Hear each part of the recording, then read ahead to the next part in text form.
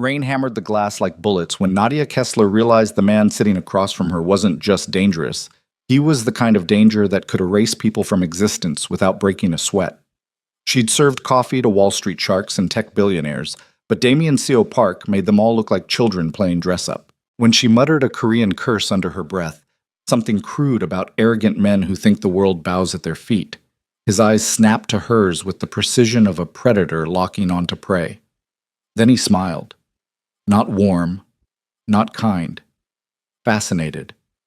"Say it again," he whispered in perfect Korean, leaning close enough that she could smell expensive cologne and something darker underneath. This time while looking at me. That's when Nadia understood she'd just cursed out a man who could buy her entire life with pocket change, or destroy it just as easily. If you want to see how a broke immigrant translator survives falling into the world of Manhattan's most feared underground king, stick around until the end, and drop a like and comment your city so I can see how far this story travels.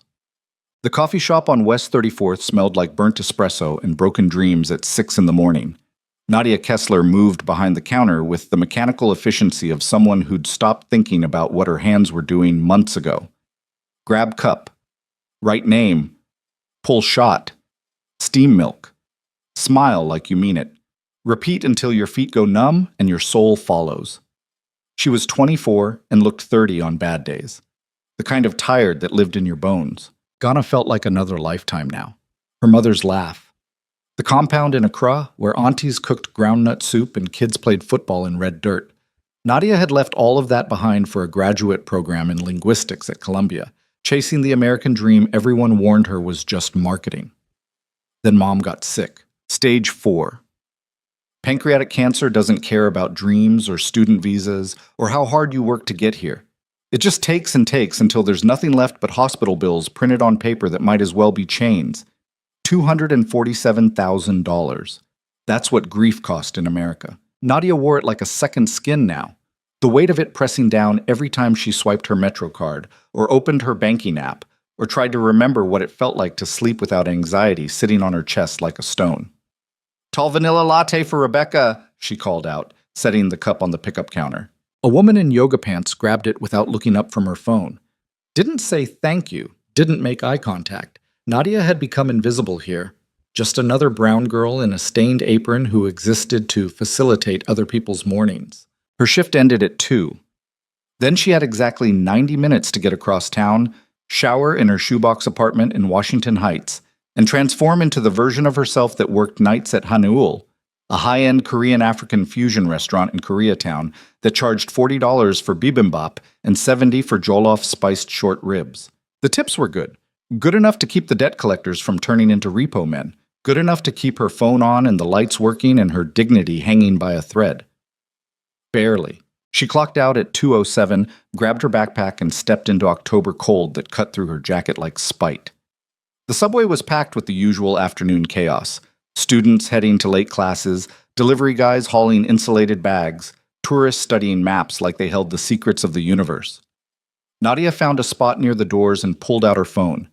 17 missed calls from a number she didn't recognize. Her stomach dropped. Debt collectors didn't call 17 times unless they were done being polite. She deleted the notifications without listening to the voicemails and shoved the phone back in her pocket. Whatever they wanted could wait until she had rent money.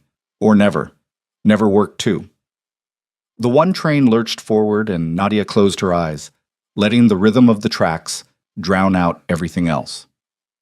Hanel occupied the ground floor of a sleek glass building on West 32nd, all black marble and soft lighting designed to make rich people feel like they were experiencing culture instead of just consuming it. Nadia arrived at 5:43, changed into the fitted black uniform that made her look more elegant than she felt, and tied her hair back tight enough to hurt. Chef Kim was already barking orders in the kitchen, his Busan accent thick enough to cut. Nadia had picked up Korean during undergrad, started with K-dramas to avoid studying, ended up fluent enough to dream in it. She also spoke Twi from her mother, Mandarin from a semester in Beijing, and enough Japanese to get by. Languages came easy. Everything else in life felt impossible. "Nadia, you're on Section 3 tonight," said Maya, the floor manager. She was Korean-American, early 30s, and had perfected the art of looking sympathetic while delivering bad news. "We've got a private party coming in at 7, high rollers, Be sharp. High rollers meant good tips. Good tips meant she could maybe, possibly, pay down a fraction of the interest accumulating on her mother's medical debt like mold in a damp basement. Got it, Nadia said. The dinner rush started slow and built like a wave. Nadia moved between tables with practiced grace, translating menu items, recommending wine pairings she'd memorized from a laminated sheet in the back, smiling until her face ached. At 7:14, the private party arrived. Nadia was refilling water glasses at table 6 when the entire restaurant seemed to inhale and hold its breath. She looked up and saw them. 8 men in suits that probably cost more than her annual rent, moving through the space like they owned it. Maybe they did. In New York, money owned everything. But it was the man at the center who made her freeze. Tall. Maybe 6'2". Korean, late 20s or early 30s, with features that looked hand-carved by someone who understood symmetry and danger in equal measure. Black hair swept back from a face that could have sold luxury watches or started wars. He wore a charcoal suit with no tie. The kind of effortless formality that screamed old money and older power. Damien Seo Park. She didn't know his name yet, but she knew the type. The kind of man who looked at the world like it was a chessboard, and everyone else was a piece he hadn't decided to move yet. Maya appeared at her elbow, voice low and urgent. That's your section. Do not screw this up. Who is he? Someone you don't ask questions about. Maya's smile was tight. Just serve the food and keep your head down. Nadia approached the table with her server smile locked in place. Good evening, gentlemen. Welcome to Hanul. Can I start you off with drinks? Most of the men barely glanced at her, but Damien looked up and his eyes were dark enough to drown in. Not brown, black, obsidian. The kind of gaze that didn't just see you but cataloged everything about you in 3 seconds flat. Soju, he said. His voice was quiet, but absolute, the kind that didn't need volume to command attention. The Huayo 41, bring 2 bottles. His English was perfect, American accented, but there was something underneath it. Something older. Of course, Nadia said. She turned to leave, but his voice stopped her. You speak Korean. It wasn't a question. Nadia froze, turned back. I do. Interesting. Damien's expression didn't change, but something flickered in his eyes. Curiosity, maybe. Or recognition. What else? Excuse me? What other languages do you speak? The other men at the table had gone quiet, watching this exchange like it meant something she didn't understand yet. Nadia's throat felt tight. Tui, Mandarin, some Japanese. Impressive. He leaned back in his chair, still watching her with that unnerving focus. Where did you study? This felt like a test. She didn't know the right answer. Columbia, linguistics program. Past tense? I didn't finish. Why not? The question landed like a punch. Too personal, too direct, none of his damn business. Family emergency, Nadia said, keeping her voice neutral. Professional. I'll get those drinks. She walked away before he could ask anything else, her heart hammering against her ribs for reasons she couldn't name. In the service station, she gripped the edge of the counter and breathed slowly through her nose. Maya appeared again. What did he say to you? Asked about languages. That's it? That's it. Maya looked unconvinced but didn't push. Just be careful. Men like that don't make small talk. Nadia brought the soju back on a black lacquer tray, poured the first round with steady hands, and retreated to a polite distance while they talked. She couldn't hear most of the conversation. They spoke in low tones, switching between English and Korean so fluidly it felt like code. But she caught fragments. The shipment clears customs Tuesday. Victor confirmed the route? He's handling it personally. Good. I don't trust anyone else. Normal business talk, maybe. Or maybe not. Something about the way they said it felt off, like every word had another meaning underneath. Nadia cleared plates, refilled drinks, stayed invisible. Until one of the men, younger, cocky, with gelled hair and too much cologne, reached out and grabbed her wrist as she reached for an empty glass. Hey, he said in Korean, grinning like they were friends. You're pretty. You from Seoul? Nadia pulled her hand back firmly but politely. Ghana, actually. Ghana? He laughed loud and obnoxious. You don't look African. I don't look like your business either, she said in Korean, keeping her tone light but final. Excuse me. She turned to walk away, but he wasn't done. Come on, don't be like that. I'm just being friendly. You should smile more. Something inside Nadia snapped. Maybe it was the 17 missed calls. Maybe it was the debt that never slept. Maybe it was just the lay of being treated like decoration by men who thought money made them gods. She muttered under her breath in Korean, barely audible. Jotgatsne, Shibal Namja. Fucking idiot. Goddamn man. The table went silent. Nadia's stomach dropped as she realized what she'd done. She hadn't meant to say it out loud. Definitely hadn't meant for anyone to hear, but Damien heard. His head turned slowly toward her, and for one terrible second she saw something dangerous flash across his face. Then it disappeared behind something worse. Amusement. He stood up. 6 feet 2 inches of controlled violence in a tailored suit, walked toward her. The entire restaurant seemed to hold its breath. Damien stopped close enough that she could see the fine weave of his shirt, smell the cedar and smoke of his cologne, feel the heat of him in the cold space between their bodies. Then he spoke in Korean, quiet and precise. Say it again. Nadia's mouth went dry. I apologize, sir. That was inappropriate. I didn't ask for an apology. His voice was silk over steel. I said say it again, this time while looking at me. Her pulse was a drum in her ears. Every instinct screamed to back down, apologize again, grovel if necessary. This man could get her fired with a word, could probably do worse. But something in his eyes, that dark, fascinated intensity, made her lift her chin instead. Jotgatsen, she repeated, meeting his gaze. Shibal Namja. Silence. Then Damien smiled.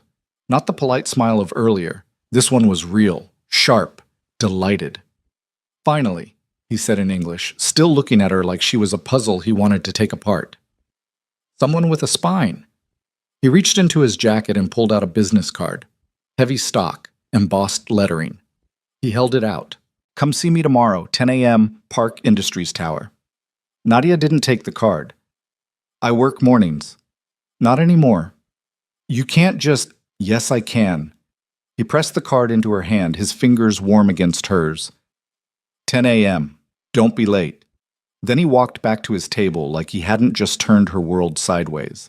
The rest of the dinner passed in a blur. The men finished their meal, paid in cash that probably equaled her monthly salary, and left without another word. The cologne guy avoided eye contact. Damien didn't look at her again, but she felt his attention anyway, like heat on her skin.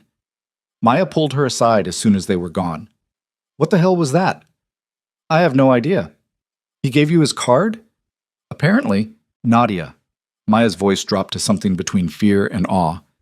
Do you know who that was? Some rich businessman? That was Damien Seo Park. His family owns half the commercial real estate in Koreatown. The other half they're in the process of acquiring. He runs Park Industries. So people don't just give him attitude and walk away. People who cross him tend to... Disappear isn't the right word, but they definitely stop being a problem. Nadia looked down at the card in her hand. Damien. SEO Park. CEO, Park Industries. 2-1-255-50-147. No address, just a name and a number, printed in black on cream stock, so thick it felt like armor. I'm not going, Nadia said. The hell you're not. Maya, listen to me. Maya gripped her shoulders, eyes deadly serious. I don't know what just happened, but men like that don't invite people to meetings for fun. If he wants to see you, you go. You smile. You say yes, sir, and thank you, sir, and you don't ask questions. Understand? Nadia wanted to argue, wanted to throw the card away and pretend tonight never happened. But she thought about the 17 missed calls, the $247,000 sitting on her shoulders like chains, the life she'd put on hold because America turned grief into debt and debt into prison. Yeah, she said finally. I understand. Pichets. She didn't sleep that night. Just lay in her studio apartment staring at the water-stained ceiling, listening to her neighbor's TV through walls thin as promises. Her phone sat on the nightstand, dark and accusing. At 3 a.m., she finally gave in and Googled him. Damien Seo Park. Hundreds of hits, Forbes articles, society page photos, business profiles that used words like visionary and ruthless in the same sentence. Park Industries owned commercial properties across Manhattan, Brooklyn, and Queens. Warehouses, office buildings, luxury apartments, restaurants, nightclubs. The empire was legitimate on paper, but the deeper she dug, the more she found gaps. Holdings registered to shell companies, associates with criminal records, rumors that never quite became news. One article from 3 years ago caught her eye. Park Industries' heir takes control after grandfather's death. Damien C.O. Park, 28, has assumed leadership of the Park family business empire following the death of founder Seo-jin Park. The elder Park, who immigrated from Seoul in 1972, built his fortune through real estate acquisitions and remains a controversial figure in New York's Korean business community. Sources close to the family suggest the transition has not been without conflict. The article continued, but the details got vague, carefully worded, the kind of vagueness that came from lawyers reading drafts. Nadia closed her laptop and stared at the card sitting on her desk. Tomorrow at 10, she could walk into whatever this was. Or she could ignore it, keep her head down, keep drowning slowly in debt until she drowned completely. At 5 a.m., she gave up on sleep, showered, and put on the only professional outfit she owned, black slacks and a white button-down she'd bought for her Columbia interviews 4 years ago. It still fit, but barely. She'd lost weight since Mom died, the kind of weight you lose when eating feels optional and grief tastes like ash. She arrived at Park Industries Tower at 9:47. The building was all glass and steel on West 38th, 60 stories of architectural intimidation that made her feel small just looking at it. The lobby was marble and chrome, sterile as a hospital, and twice as cold. A receptionist with perfect makeup and a smile that didn't reach her eyes looked up. "Can I help you?" "I have a meeting with Mr. Park, 10 o'clock. "Name?" "Nadia Kessler." The woman typed something, paused, looked at Nadia with new interest that felt uncomfortable. "Take the elevator to the 60th floor. Someone will meet you." The elevator was glass on 3 sides. Nadia watched Manhattan shrink below her as she rose, the city spreading out like a map of everything she'd wanted and couldn't have. At 60 floors, the doors opened onto a reception area that looked like it cost more than her entire education. A man in a dark suit waited there, late 40s, Korean, with eyes that looked through you instead of at you. "Ms. Kessler, follow me." He led her down a hallway lined with art that probably had security alarms built into the frames, past offices with floor-to-ceiling windows that framed the city like a trophy. At the end of the hall, he opened a door and gestured her inside. "Mr. Park will be with you shortly." Then she was alone. The office was massive, corner view, Manhattan stretching in 3 directions like Damien owned it all. The furniture was minimal, a desk that looked carved from a single piece of dark wood, leather chairs, a bookshelf filled with titles in English, Korean, and what looked like Mandarin. Nadia stood in the center of the room and tried not to panic. The door opened behind her. She turned. Damien walked in wearing charcoal slacks and a white shirt with the sleeves rolled to his elbows. No jacket, no tie. Somehow more intimidating without the armor of formal dress. "You came," he said. "You told me to." "Most people do what I tell them, but you're not most people, are you?" He moved to the window, looking out at the city. "Sit." Nadia sat. Damien didn't, just stood there with his back to her, hands in his pockets, silent. Finally, "Do you know why you're here?" "No." "I need someone I can trust." "You don't know me." "I know enough." He turned to face her. Nadia Kessler, born in Accra, moved to New York at 19 on a student visa. Columbia Linguistics program. Withdrew in your 3rd year when your mother was diagnosed with pancreatic cancer. She died 16 months ago. You're currently $247,316 in medical debt, working 2 jobs to stay barely afloat, and nobody in your life has any idea how close you are to breaking. The blood drained from Nadia's face. I know everything about everyone who interests me." His voice was matter-of-fact.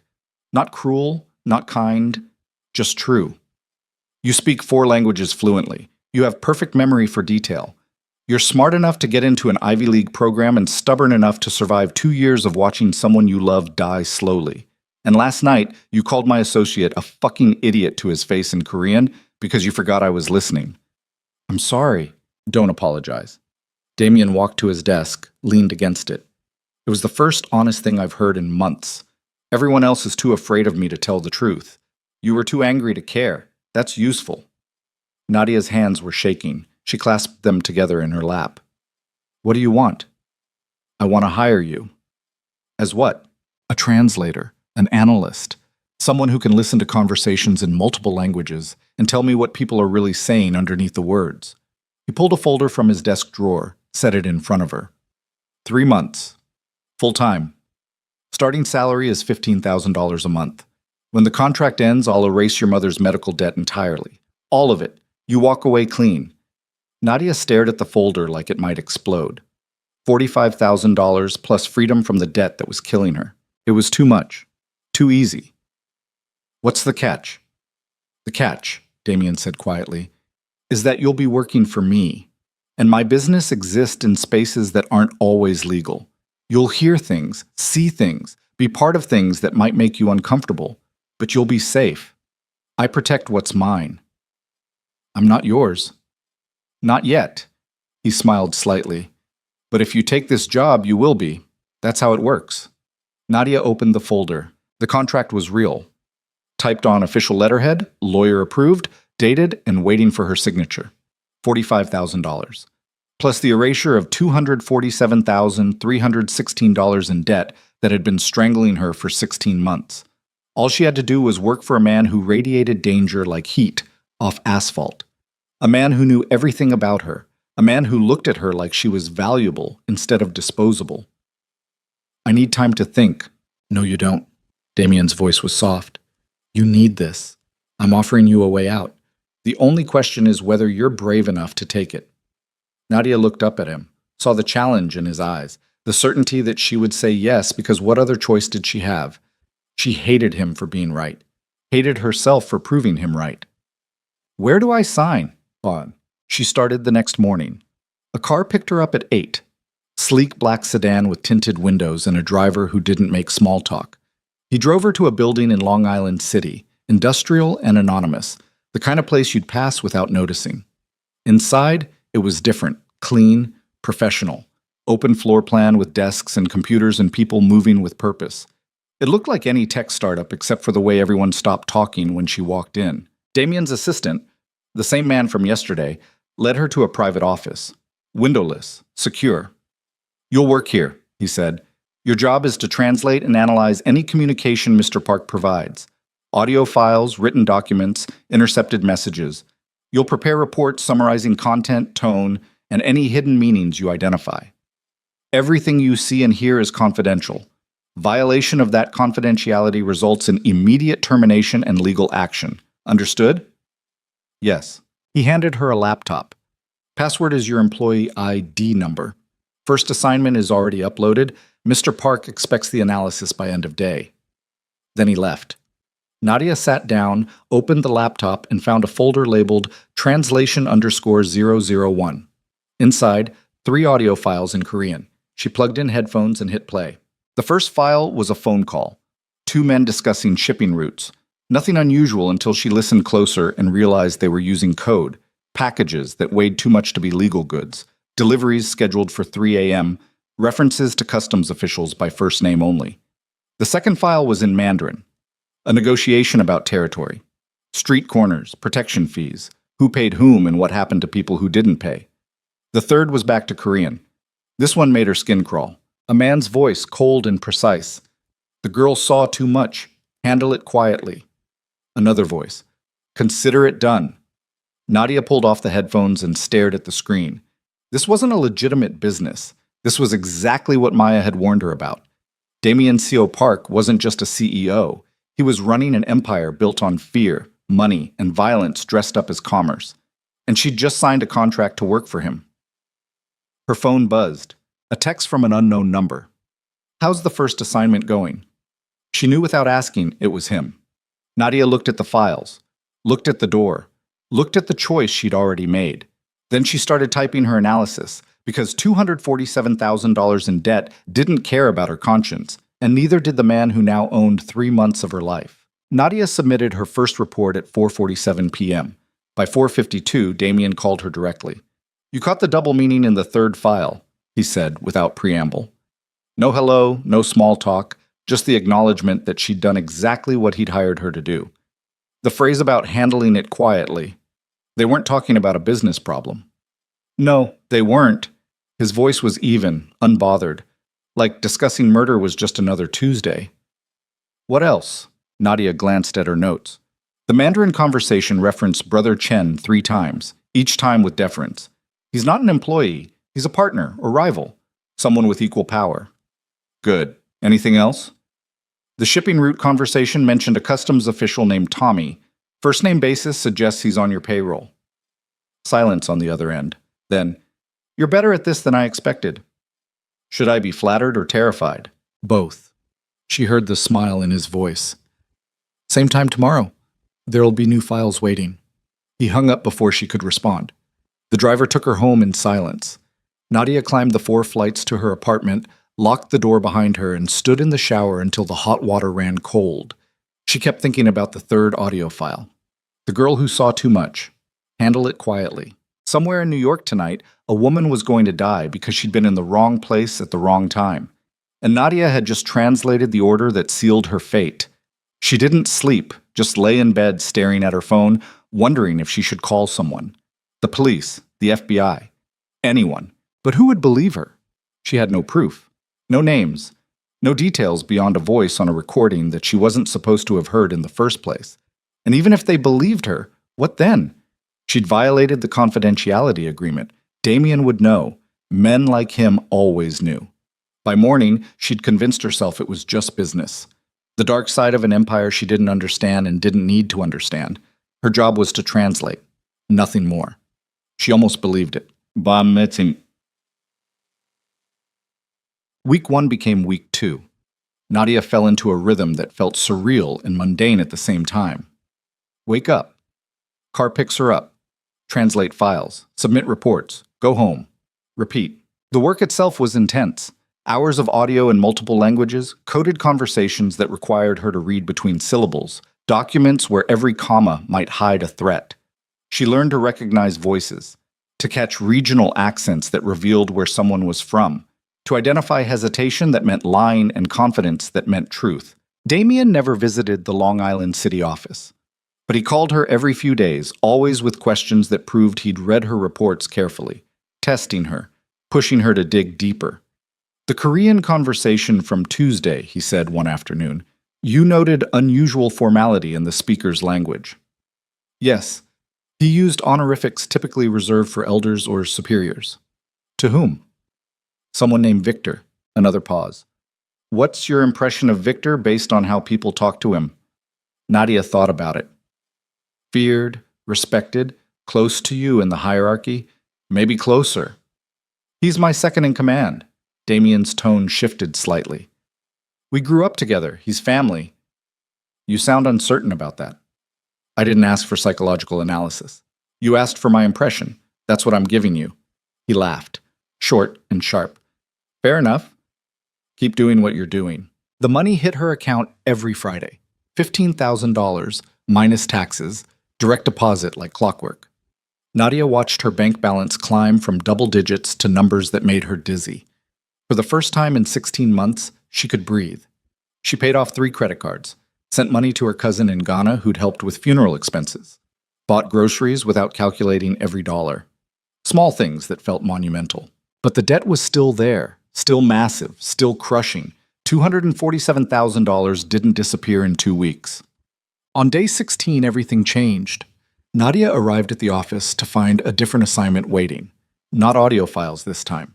A physical package on her desk, manila envelope, sealed, with her name written in sharp black ink. Inside, a stack of photographs. The first showed 2 men in conversation outside a restaurant in Flushing. One was Korean, late 50s, wearing an expensive suit. The other was younger, white, casual clothes. They weren't touching, but their body language suggested familiarity. The second photo, same 2 men, different location, a parking garage this time. Money changing hands. The third, the older Korean man entering a building Nadia recognized from her research. Park Industries headquarters. Her phone rang. Damien, you got the package, he said. Yes. The older man is named Jin Park, my uncle, my father's younger brother. Nadia waited. He's stealing from me. Has been for 6 months. Using Park Industries resources to run side deals, skimming profits, building his own network inside my organization. Why are you telling me this? Because I need you to prove it. There's a USB drive in the envelope, contains recordings of phone calls between Jin and his associates, all in Korean, some in English. I need transcripts, full analysis, every detail. Nadia pulled out the USB drive. This feels different from the other assignments. It is. This is family, which makes it personal and dangerous. His voice hardened. Jin knows I'm watching him. If he finds out I have someone translating his calls, he'll come after you. So you don't tell anyone about this. Not your roommate, not your friends, not anyone. Understood? I don't have a roommate. I know. That makes you safer.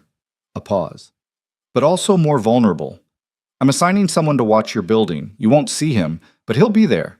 You're having me followed? I'm keeping you alive. There's a difference. Nadia wanted to argue. Wanted to tell him she hadn't signed up for this level of involvement in whatever family war he was fighting, but $15,000 a month said otherwise. How long do I have? 3 days. And Nadia? His voice dropped lower. Don't disappoint me. She worked 16-hour days. The recordings were extensive. Weeks of phone calls, some lasting hours. Jin Park spoke in rapid-fire Korean mixed with English slang, jumping between topics with the ease of someone who thought he was untouchable. He talked about shipments, payoffs, territorial disputes, referenced people by nickname only, used code words that shifted meaning depending on context. But Nadia had always been good with patterns. By day 2, she'd mapped out Jin's entire operation. He was running protection rackets in Flushing and Bayside, using Park Industries trucks to move black market goods, and paying off NYPD officers in 3 precincts. The amounts were staggering, hundreds of thousands of dollars flowing through accounts that should have been flagged years ago. What made it worse was how he talked about Damien. My nephew thinks he is so smart, Jin said in one recording, laughing. Building his little empire with rules and structure.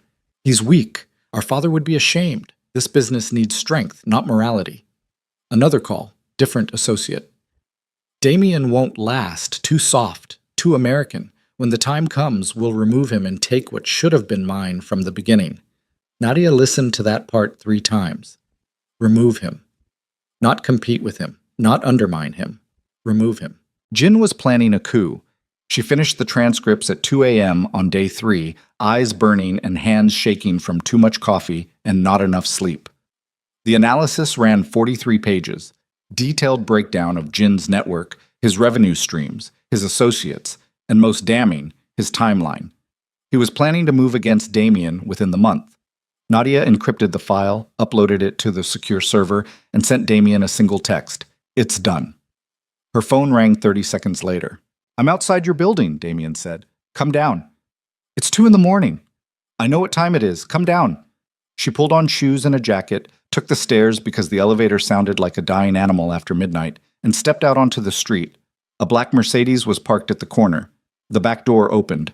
Nadia hesitated, then got in. Damien sat in the darkness, illuminated only by passing streetlights. He wore jeans and a black sweater. The most casual she'd ever seen him. It made him look younger, almost human. Tell me, he said. So she did. Walked him through everything she'd found, watching his expression shift from cold focus to something that looked like grief wearing a mask of rage. When she finished, he was quiet for a long time. He's my father's brother, Damien finally said. I grew up calling him uncle. He taught me to play chess, came to my college graduation. I'm sorry. Don't be. This business doesn't care about family. He looked at her. You did good work, better than good. What are you going to do? What I have to. He reached into his jacket and pulled out an envelope, handed it to her. Bonus for the extra hours and the risk. Nadia opened it. $10,000 in cash. This is too much. No, it's not. You just gave me evidence to dismantle a coup before it starts. That's worth considerably more than $10,000. His eyes met hers in the dim light. You could have done a surface job. Given me enough to confirm what I already suspected. Instead, you gave me everything. Why?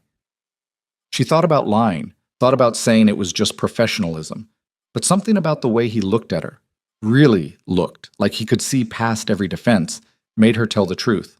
Because you trusted me with something that matters to you, and nobody's done that in a long time. Damien's expression softened slightly. You're still afraid of me. Yes. Good. Fear keeps you careful, but you're not afraid enough to do bad work. He leaned back against the seat. That's rare. So what now? Now you go back to regular assignments.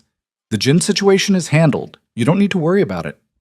Handled meaning he'll be dealt with in a way that sends the right message without starting a war. Damien's voice was flat, final. This is the part where you don't ask questions. Nadia nodded slowly. They sat in silence for a moment, the city humming around them through tinted windows. Can I ask you something? She said. Depends on the question. Why do you do this? You're rich enough to do anything, be anyone. Why run an empire built on fear? Damien was quiet for so long she thought he wouldn't answer. Then, my grandfather started this business when he came to New York in the 70s. He was a poor immigrant who spoke broken English and got spit on by people who thought Koreans were taking their jobs. So he built power the only way he could, through fear and money, and making himself too dangerous to ignore. He paused, staring out at the dark street. He died 3 years ago and left it all to me. Not my father, not my uncle, me. Because he thought I was strong enough to keep it going. His jaw tightened, but I don't want to run it the way he did. All violence and chaos. I'm trying to build something different, something that protects people instead of destroying them. Legitimate businesses, real estate that houses immigrants instead of exploiting them, an empire that doesn't require fear to function. Does it work? Sometimes. Other times I have to remind people why they should be afraid. He looked at her. That's the balance. Power without violence is meaningless, but violence without purpose is just cruelty. Sounds exhausting. It is. A ghost of a smile. That's why I need people like you. People who see the world clearly and don't bullshit me about it. Nadia felt something shift in her chest, something dangerous and complicated. I should go, she said. Yeah.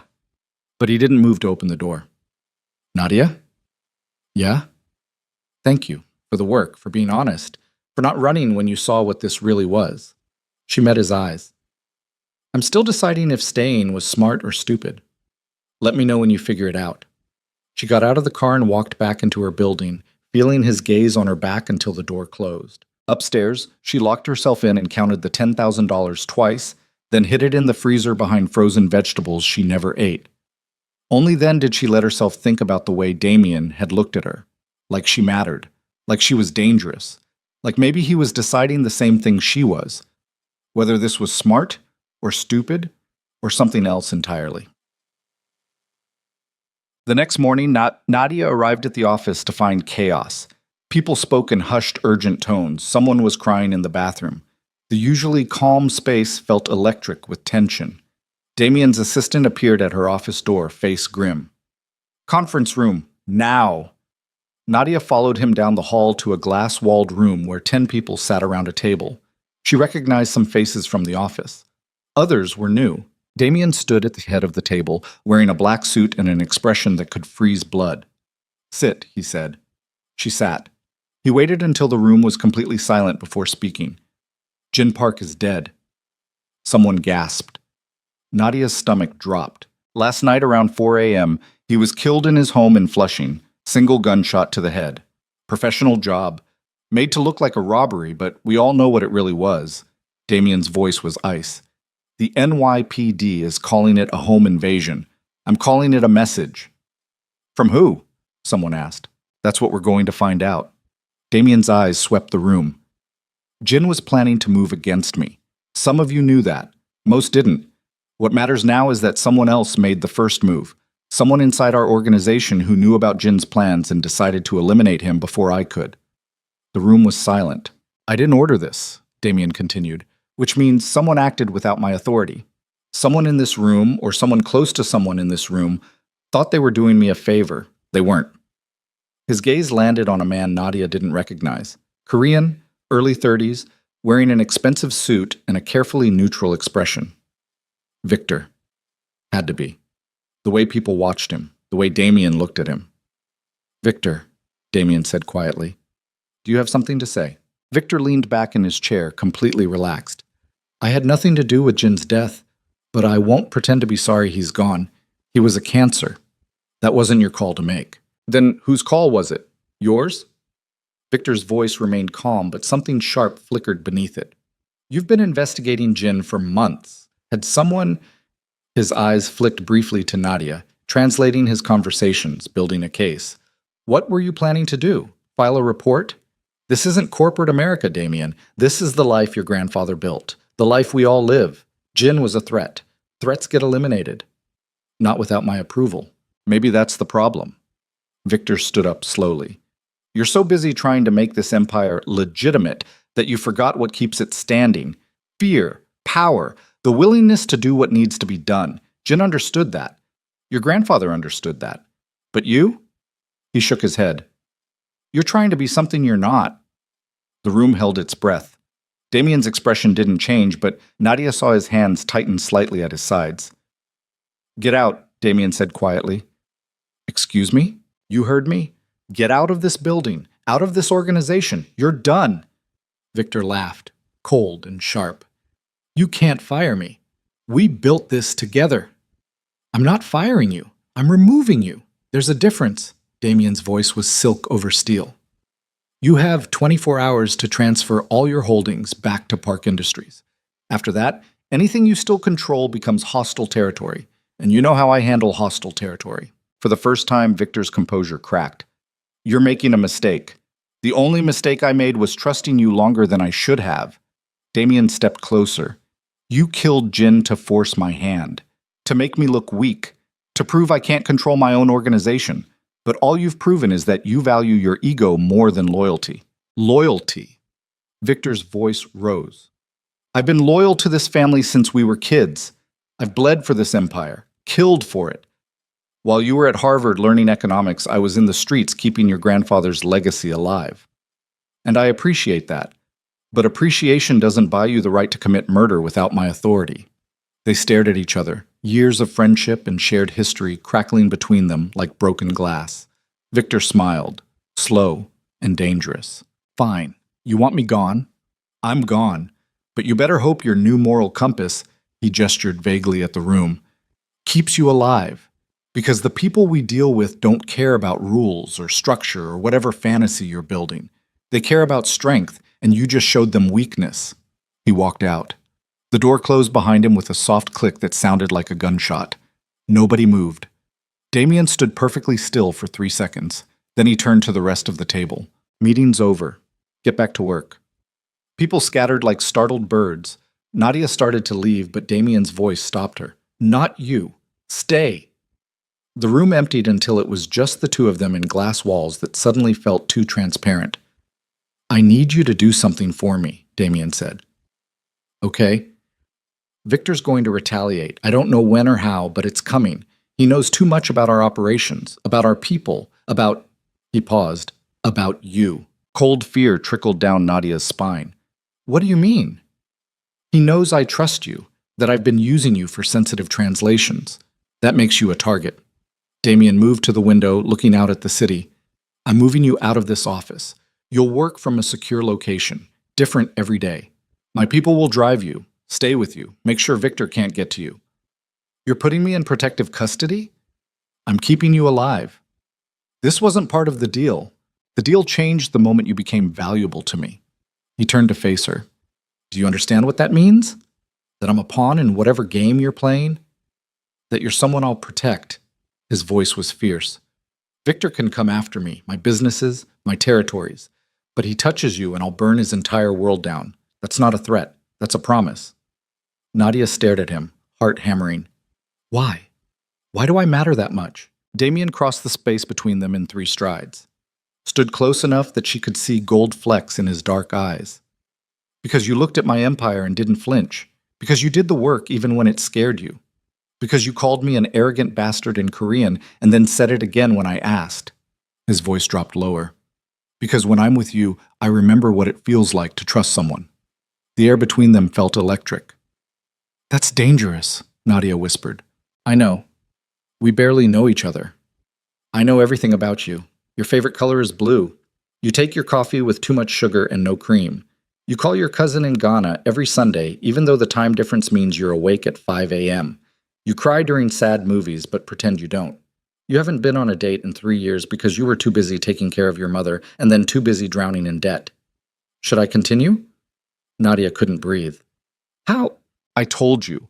I know everything about everyone who interests me. He reached up slowly, giving her time to pull away. When she didn't, his hand cupped her face gently. "And you interest me more than anyone has in a very long time." She should step back, should remind him this was a professional relationship, should maintain boundaries. Instead, she leaned into his touch. "This is a terrible idea," she said. "Probably. You're my boss." "Technically true. You run a criminal empire. I'm working on that. I'm scared of you." "You should be." His thumb brushed her cheekbone. "But you're still here." "I'm an idiot." "You're brave." He leaned closer. "And if I kiss you right now, are you going to punch me or kiss me back?" Nadia's laugh came out shaky. "I haven't decided yet." "Fair enough." But he didn't move away. Neither did she. They stood there in the glass room with Manhattan watching, balanced on the edge of something that would change everything. Damien's phone rang. The spell broke. He stepped back, pulling the phone from his pocket with a muttered curse. Looked at the screen, his expression hardened. "I have to take this." He pressed answer. "Talk to me." Nadia watched his face shift through expressions. Concern, anger, cold calculation. "When?" he said. "How many?" "Fuck." "No, lock it down. Nobody in or out until I get there." 20 minutes. He hung up. "What happened?" Nadia asked. "One of our warehouses in Red Hook was just hit. Armed crew. They took everything. Shipments worth $500,000. "Victor?" "Has to be. The timing's too perfect." Damien was already moving toward the door. "I need to go. My driver will take you to a safe house in Brooklyn. Pack enough clothes for 3 days. Don't go back to your apartment. Don't contact anyone. Just disappear until this is over." "Damien." He stopped at the door, turned back. "I will keep you safe," he said. "No matter what it costs. You have my word." Then he was gone. Nadia stood alone in the conference room, her reflection staring back at her from glass walls. 20 minutes ago, she'd been a translator. Now she was the thing a dangerous man had promised to protect. And Victor, a man who killed without hesitation and smiled while doing it, knew exactly who she was. Her phone buzzed. Unknown number. She opened the text. "You should have stayed invisible. Now you're just another piece on the board, and pieces get sacrificed."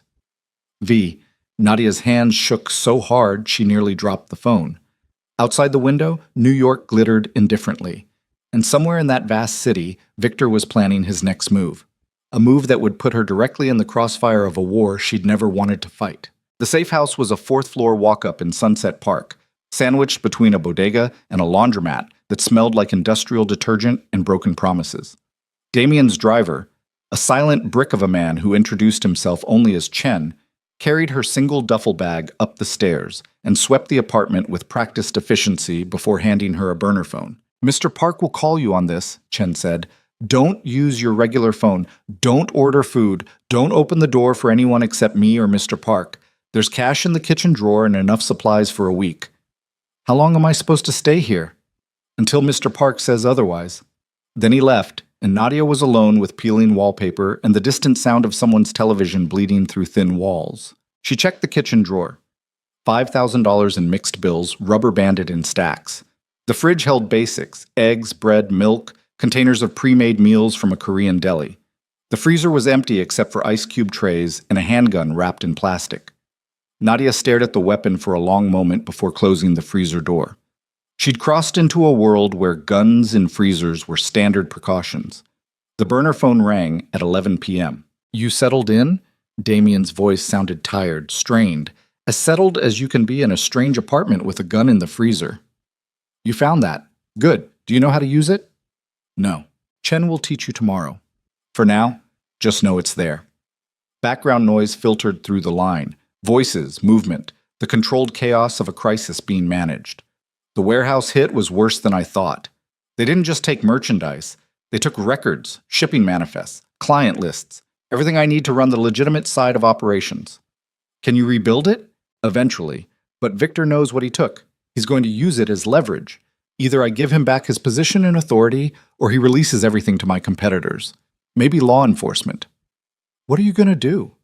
"What I should have done months ago." His voice hardened. "I'm going to dismantle his network piece by piece until there's nothing left for him to leverage." "That sounds like a war." "It is. A pause. I'm sorry you're caught in this. You warned me the job was dangerous.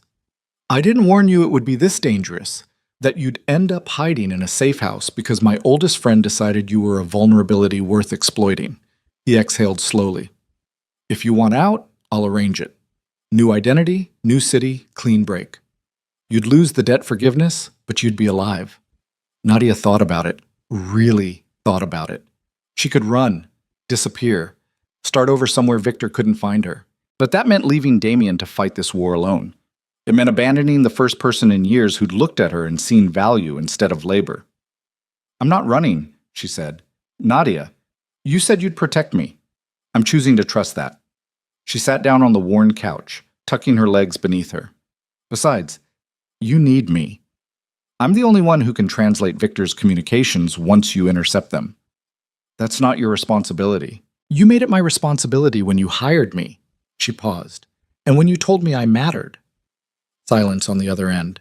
Then quietly, you do matter. More than you should. Meaning I can't think clearly when I think about you in danger, and I need to think clearly right now. Something warm and terrifying bloomed in Nadia's chest. Then don't think about me. Think about Victor. Think about winning. I'll still be here when it's over. Promise me. Promise you what? That you'll be here when it's over. Nadia closed her eyes. I promise. Get some sleep. Chen will be back at 8. He hung up before she could respond.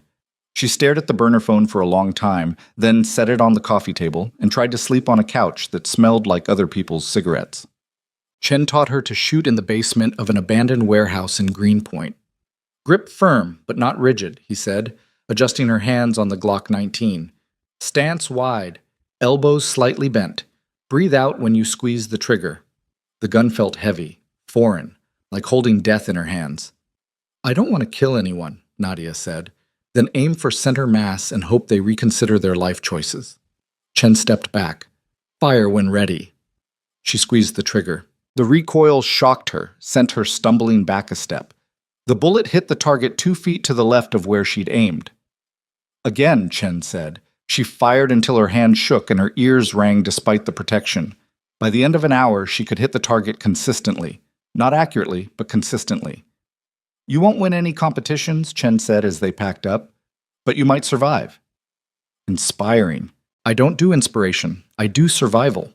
He handed her the gun and an extra magazine. Keep this with you, always. Victor's people are looking for you. How do you know? Because Mr. Park's people are looking for them. And we're hearing chatter, questions being asked in the wrong neighborhoods, money being offered for information. Chen's expression remained neutral, but his voice carried an edge. Victor wants you badly enough to make noise. That's dangerous. They drove back to Sunset Park in silence. Nadia spent the afternoon translating new files Damien had sent, intercepted calls between Victor and his remaining associates. The conversations were careful, coded, but she could read the desperation underneath. Victor was bleeding resources. Damien had frozen accounts, seized properties, turned allies into enemies with strategic pressure. The coup was collapsing faster than Victor had anticipated, but desperate men were dangerous men. Nadia sent her analysis to Damien with a warning. Victor's running out of options. That makes him unpredictable. His response came immediately. I know, stay alert. Chen's outside if you need anything. She looked out the window. Chen's car was parked across the street, engine off, the man himself barely visible through tinted windows. A guard dog with a concealed carry permit. The thought should have been comforting. Instead, it just reminded her how completely her life had changed in 6 weeks. Day 4 in the safe house. Nadia woke to someone pounding on the door. She grabbed the gun from under her pillow, Chen's orders, and moved to the peephole. A woman stood in the hallway. Korean, mid-30s, wearing delivery uniform, and holding a bag from a local restaurant. Delivery for Kessler, the woman called. Nadia hadn't ordered food. She backed away from the door slowly, phone already in her hand. The pounding came again, harder. I know you're in there. Mr. Park sent food. Open up. Nadia texted Chen. Someone at the door claiming to have delivery from Damien.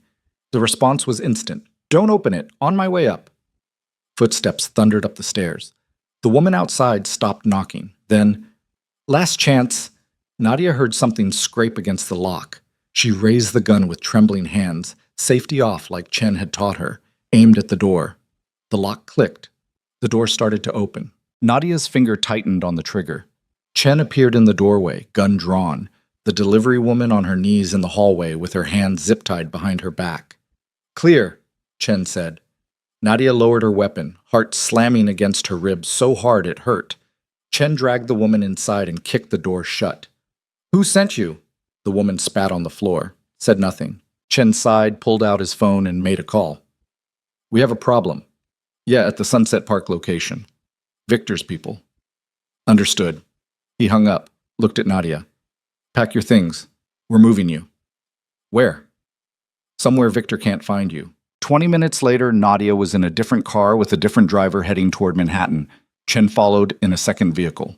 They took surface streets, doubled back 3 times, used routes that made no sense until Nadia realized they were checking for tails. The new safe house was in Tribeca, a luxury apartment building with doormen and security cameras and the kind of rent that made her old studio look like a cardboard box. The apartment itself was sterile. Modern furniture that looked expensive and felt impersonal. Floor-to-ceiling windows overlooking the Hudson River. A kitchen that had never been used for actual cooking.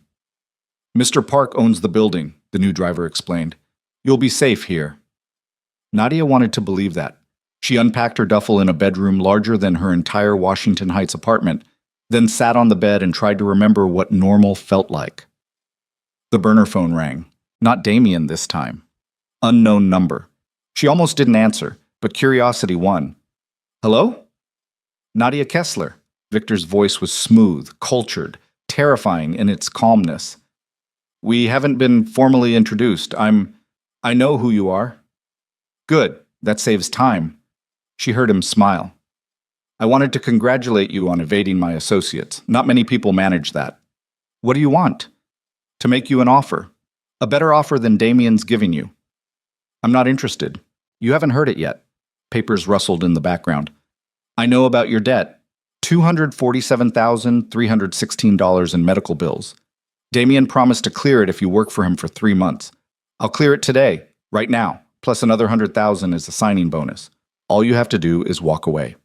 Nadia's breath caught. Walk away from what? From Damien, from his organization, from this war you didn't ask to be part of. Victor's tone remained pleasant, reasonable. "You're a translator, Nadia, not a soldier. You don't belong in this world. Take my money, disappear, and live the life you were supposed to live before my old friend dragged you into his mess. And if I say no, then you become a casualty. Not because I want to hurt you. I don't. But because you're valuable to Damien. And the fastest way to break him is to take away the things he values." The threat hung in the air like smoke.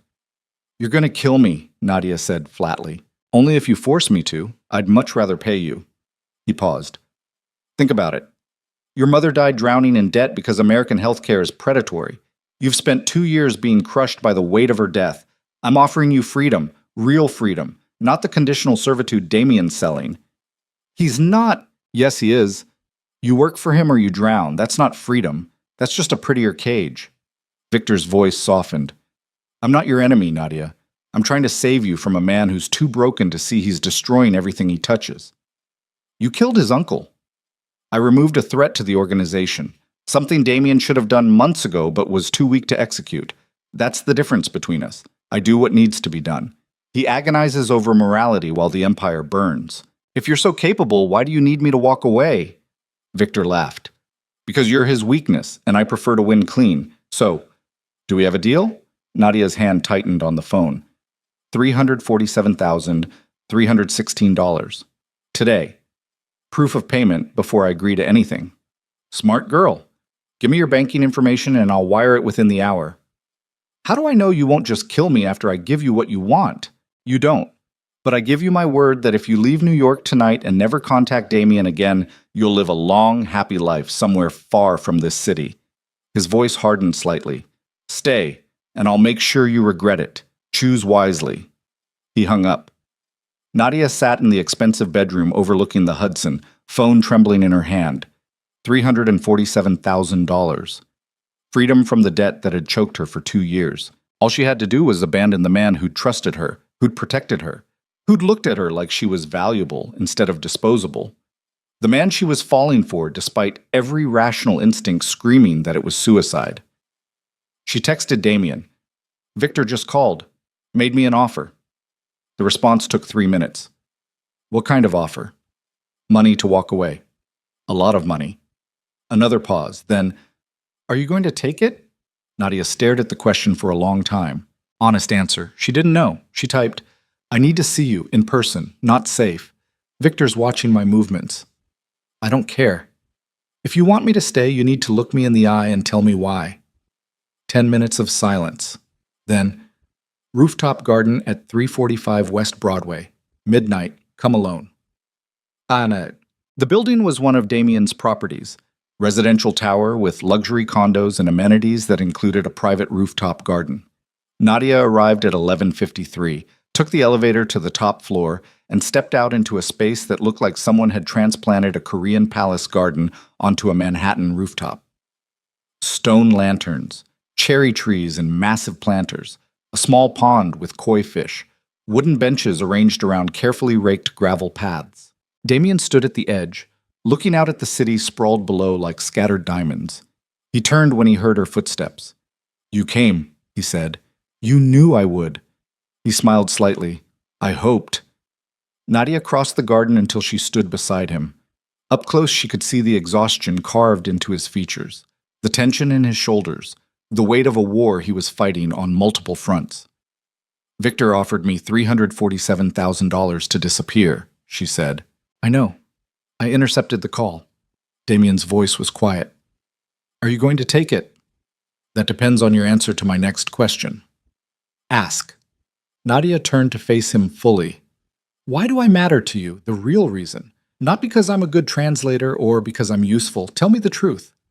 Damien was silent for a long moment, jaw working like he was chewing on words he didn't want to say. Finally, because when I'm with you, I remember what it feels like to be human instead of a weapon. Because you look at me and see a person, not a position. Because you cursed at me in Korean and then refused to apologize. And I realized I'd been surrounded by fear for so long I'd forgotten what honesty sounded like. He stepped closer. Because I've built an empire on power and control. But the only time I feel powerful is when you choose to stay even though you're terrified. Because I trust you more than I've trusted anyone since my grandfather died. Because he stopped, swallowed hard. Because I'm falling for you, and it scares the hell out of me. Nadia's breath caught. That's the worst possible thing you could have said. I know. This can't work. You know that, right? You're a... She gestured helplessly. Crime lord. I'm a broke immigrant with student loan debt and a dead mother. We exist in completely different worlds. I know that too. Then why? Because I don't want to exist in my world anymore. If you're not in it. His voice was raw. Honest in a way that felt like standing naked. Take Victor's money if you want. Walk away.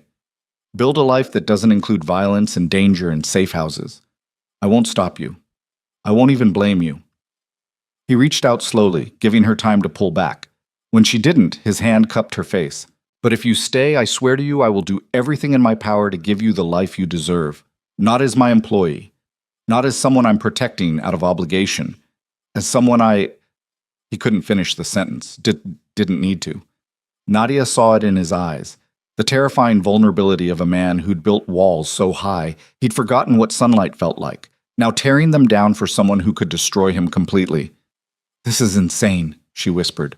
Completely. Victor will come after me harder if he knows I chose you. I'll handle Victor. You can't promise that. Watch me. His thumb brushed her cheekbone. Stay, Nadia, please. Not because of money or debt or contracts. Stay because you want to, because you feel this too. She did feel it. Had been feeling it since the night in his office when he'd looked at her and seen everything. Had been falling for him despite every rational thought screaming it was dangerous and stupid and would end in disaster. If I stay, she said slowly, I'm staying as myself. Not as someone you own or control or protect like property. I make my own choices. Including the choice to walk away if this becomes something I can't survive. Deal. And you have to tell me the truth. Always. No matter how ugly it is. I can do that. And Damien kissed her. Gentle at first, like he was afraid she'd shatter. Then deeper when she kissed him back, hands fisting in his shirt like an anchor in a storm. It tasted like desperation and relief, and the terrifying freedom of choosing something dangerous because it felt right. When they finally broke apart, both breathing hard, Nadia rested her forehead against his. "I'm still terrified of you," she whispered.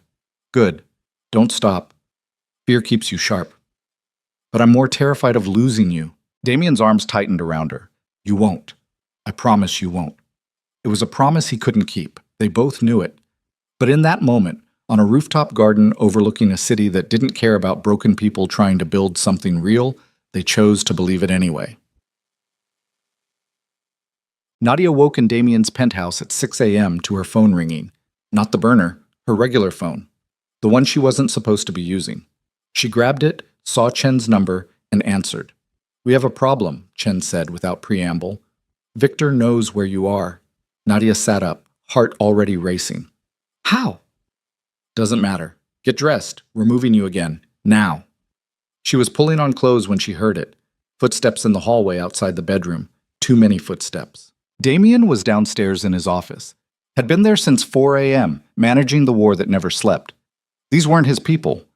Nadia grabbed the gun from the nightstand, checked the magazine like Chen had taught her, and moved to the bedroom door. Locked it, backed toward the window. Someone tried the handle.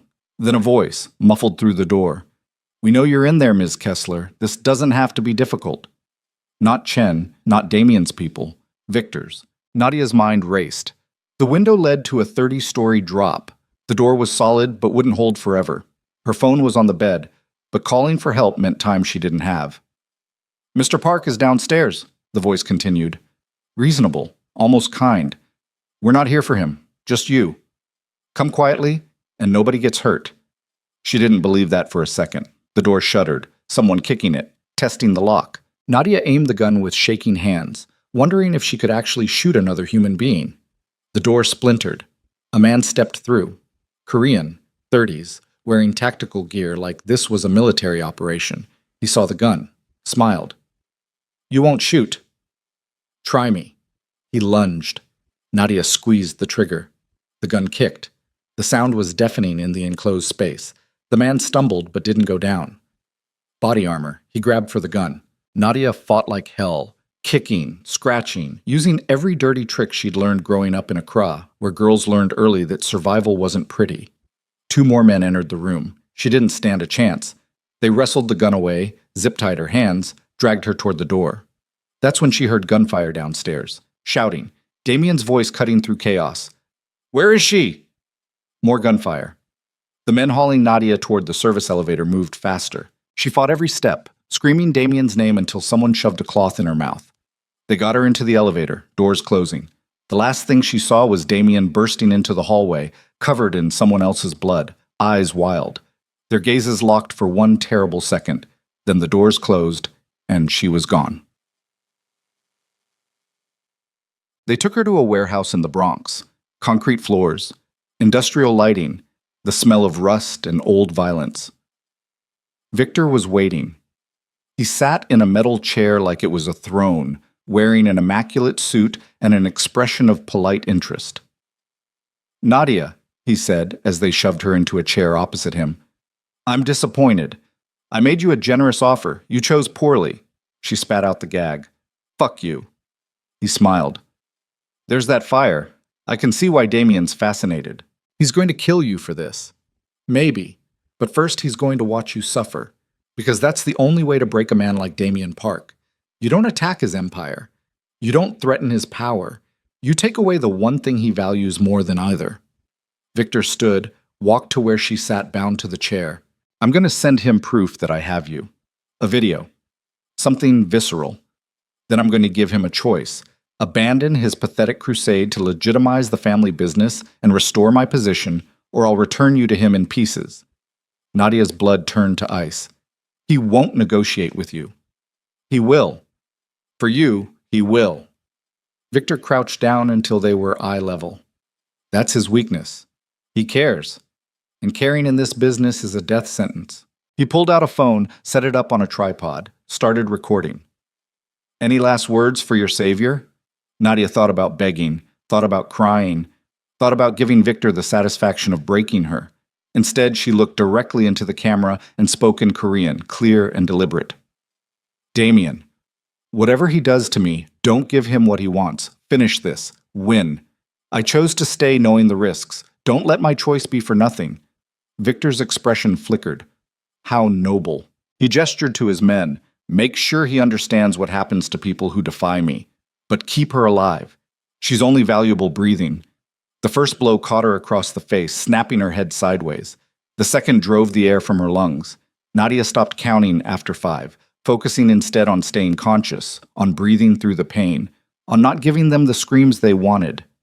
She thought about Damien, about the way he'd looked at her on the rooftop garden like she was the answer to a question he'd been asking his whole life, about the promise she'd made to be there when the war was over. She held on to that as the world dissolved into pain and darkness, held on to it like an anchor, like hope, like the only thing worth surviving for. Damien watched the video 3 times before his hand stopped shaking enough to set the phone down. Nadia's face filled the screen, split lip, bruising already darkening her left cheekbone, blood trickling from her nose. But her eyes were clear, defiant. Even zip-tied to a chair in a warehouse somewhere in his city, she looked at the camera like she was staring down death itself. Then she spoke in Korean, her voice steady, despite the tremor underneath. Damien, whatever he does to me, don't give him what he wants. Finish this. Win. I chose to stay knowing the risks. Don't let my choice be for nothing. The video cut to Victor's face, calm, smiling. You have 24 hours, Victor said. Restore my position, my territory, my authority. Publicly acknowledge that you were wrong to remove me. Transfer $50 million in operational funds as restitution. Do all of this, and I'll return your translator mostly intact. He leaned closer to the camera. Refuse, and I'll send her back to you in pieces, starting with her fingers. 1 every hour until you comply. The choice is yours, old friend. Power or love, empire or girl. Choose wisely. The screen went black. Chen stood in the doorway of Damien's office, expressionless but radiating controlled fury. We're tracking the video's metadata. Should have a location within the hour. Won't matter. Damien's voice was ice. Victor's not stupid enough to keep her where he sent the video. He's already moved her. Then what do we do? Damien looked at his oldest lieutenant, saw the question underneath the question. Do we give Victor what he wants? Do we trade the empire for one woman? We find her, Damien said quietly, and then we burn Victor's world to ash. The location came through 47 minutes later, not from the video metadata, from someone Chen had paid $30,000 to betray Victor's confidence.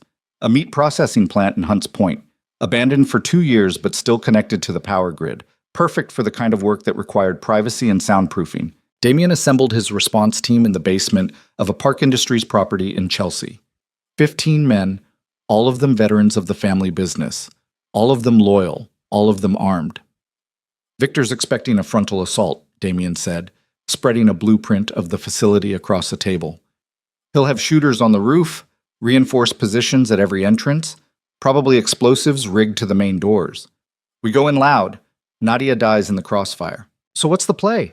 Asked Marcus, a former Marine who'd been with the organization for 6 years. We give him what he's expecting, but not where he's expecting it. Damien traced a line on the blueprint. There's a drainage tunnel that runs underneath the facility. City maintenance access.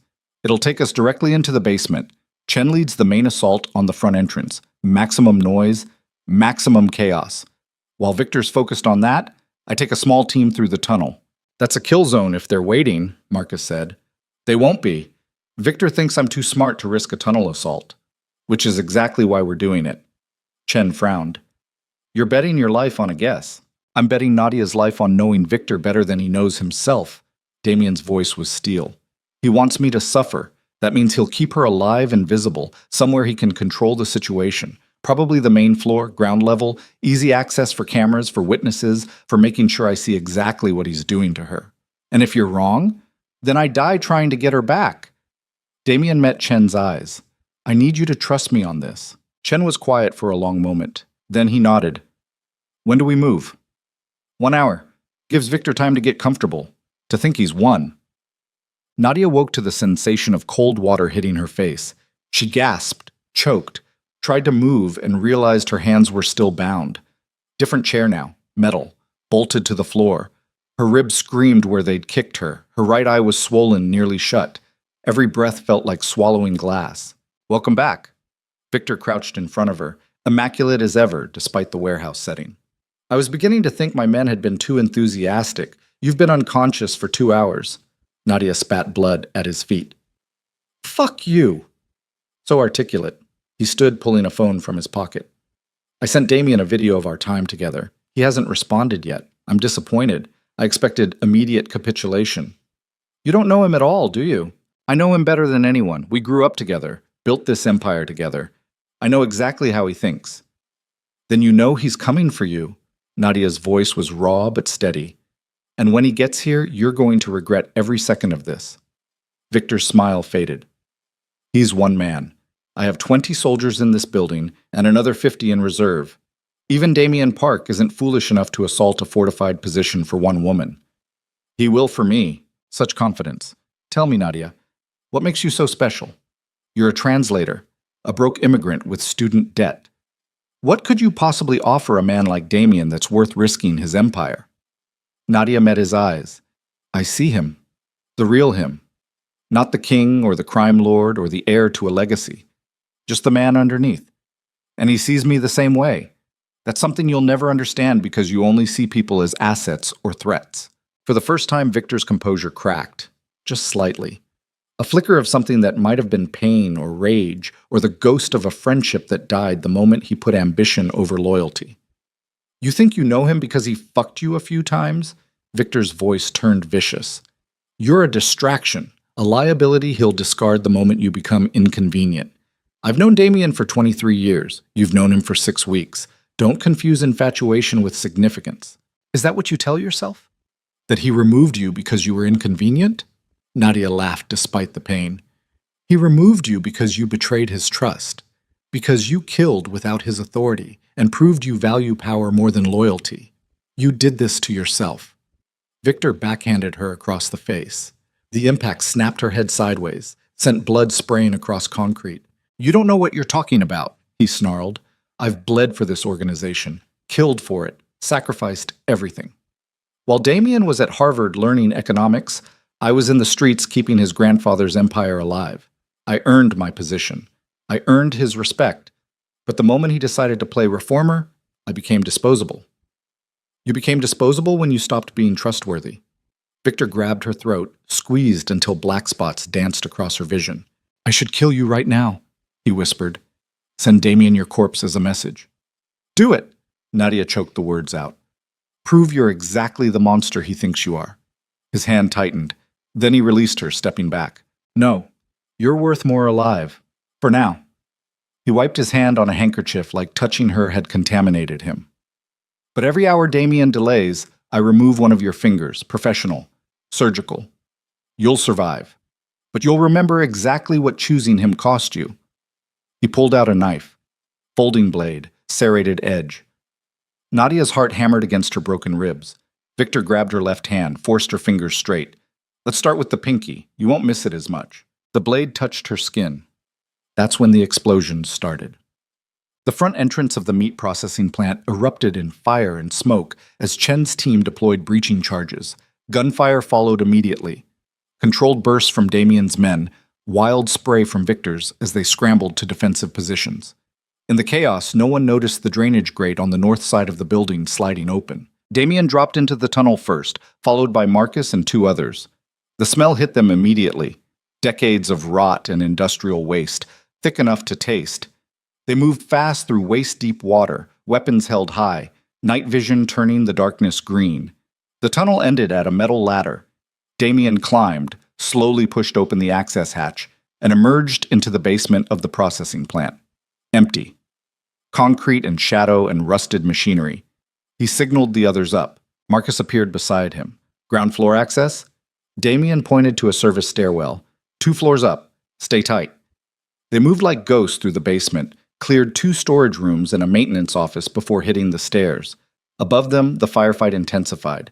Chen was doing his job, making enough noise to pull every defender in the building toward the front. Damien took the stairs 2 at a time, Marcus covering his back. The stairwell door opened onto the main processing floor. That's where he found her.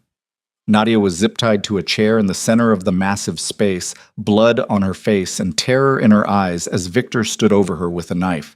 12 armed men surrounded them in a defensive perimeter. Damien didn't think, just raised his weapon and fired. The first shot took the nearest guard in the throat. The second hit another in the chest before anyone could react. Then chaos. Victor's men returned to fire as Damien and his team scattered for cover behind industrial equipment. Bullets sparked off metal, shattered old machinery, filled the air with the smell of cordite and blood. Marcus took out 3 men with precise headshots. The fourth caught him in the shoulder, sent him sprawling. Damien kept firing, moving between cover points with the muscle memory of someone who'd learned violence before he learned calculus. He hit 2 more guards, dropped to reload behind a defunct conveyor belt, came up shooting. Victor had dragged Nadia's chair back toward a side exit, using her as a human shield. "Stand down or she dies," Victor screamed over the gunfire. Damien killed the last guard between them, stepped out from cover with his weapon trained on Victor's head. "Let her go." "You'll shoot me the moment I do." "I'll shoot you anyway. This way you die fast."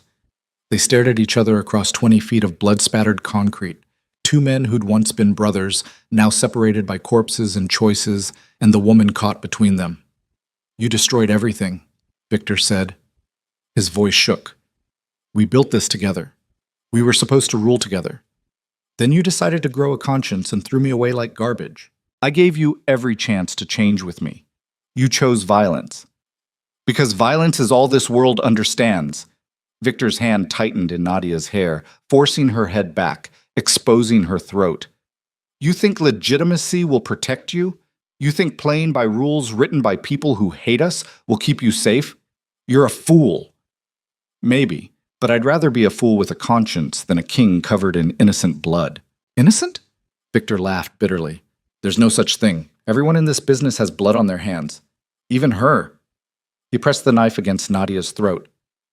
"She translated communications that led to deaths, analyzed intelligence that resulted in violence. She's as complicit as the rest of us. Let her go. Make me." Damien's finger tightened on the trigger, but Victor was right. The angle was wrong. Any shot that hit Victor would likely hit Nadia too, and Victor knew it. They were at a stalemate. That's when Nadia moved. She slammed her head backward into Victor's face with every ounce of strength she had left. Cartilage crunched. Victor stumbled back, knife hand jerking away from her throat. Damien fired twice. Both rounds hit Victor's center mass. He went down hard, blood spreading across his pristine white shirt like a crimson flower blooming in fast motion. Damien crossed the space in seconds, kicked the knife away, checked Victor's pulse. Weak. Fading. Victor looked up at him, blood on his teeth, eyes already glazing. "You chose wrong," he whispered. "This life will destroy you both." "Maybe, but it'll be my choice," Victor laughed. Wet, broken. "Tell me something, brother. Was she worth it? Was one woman worth burning 20 years of friendship?" Damien glanced at Nadia, still bound to the chair but alive, breathing, staring at him with eyes that held pain and relief, and something that looked like love. "Yes," he said simply. "She was." Victor's expression shifted through emotions too complex to name. Then his eyes went distant, fixed on something neither of them could see. "Your grandfather would have killed her without hesitation," Victor said. "That's why you'll never be what he was." His breath rattled, stopped. Damien stood over the body of his oldest friend and felt nothing. No grief, no satisfaction. Just the cold certainty that this was always how it was going to end. He turned to Nadia. She was crying, silent tears cutting tracks through the blood on her face. "You came," she said. "Always." He cut through the zip ties with Victor's knife, caught her as she collapsed forward. "I've got you. You're safe now." "Am I?" She looked up at him, broken and bleeding and so goddamn brave it hurt to see. Victor was right about one thing. This life will destroy us. Then we'll destroy it first. Damien cupped her face gently, mindful of the bruises. "I meant what I said on the rooftop. I'm tearing it all down. The violence, the fear, all of it. Building something new, something clean. You can't just walk away from an empire. Watch me." Marcus appeared at Damien's elbow, bleeding but mobile. "Chen secured the perimeter. NYPD will be here in 5 minutes. We need to move." Damien lifted Nadia in his arms. She didn't protest, just wrapped her arms around his neck and buried her face in his shoulder. They exited through the drainage tunnel, waded through filth and darkness back to the surface. Chen was waiting with 3 vehicles. Casualties? Damien asked. 4 wounded, 2 serious. Everyone's mobile. Chen's eyes flicked to Nadia. She needs a hospital. No hospitals. Too many questions. Damien settled Nadia into the back seat of the Mercedes. Take us to the Tribeca property. I'll have a doctor meet us there. Chen nodded and got behind the wheel. As they pulled away from the meat processing plant, sirens wailing in the distance, Nadia stirred in Damien's arms. Did you kill him? She asked quietly.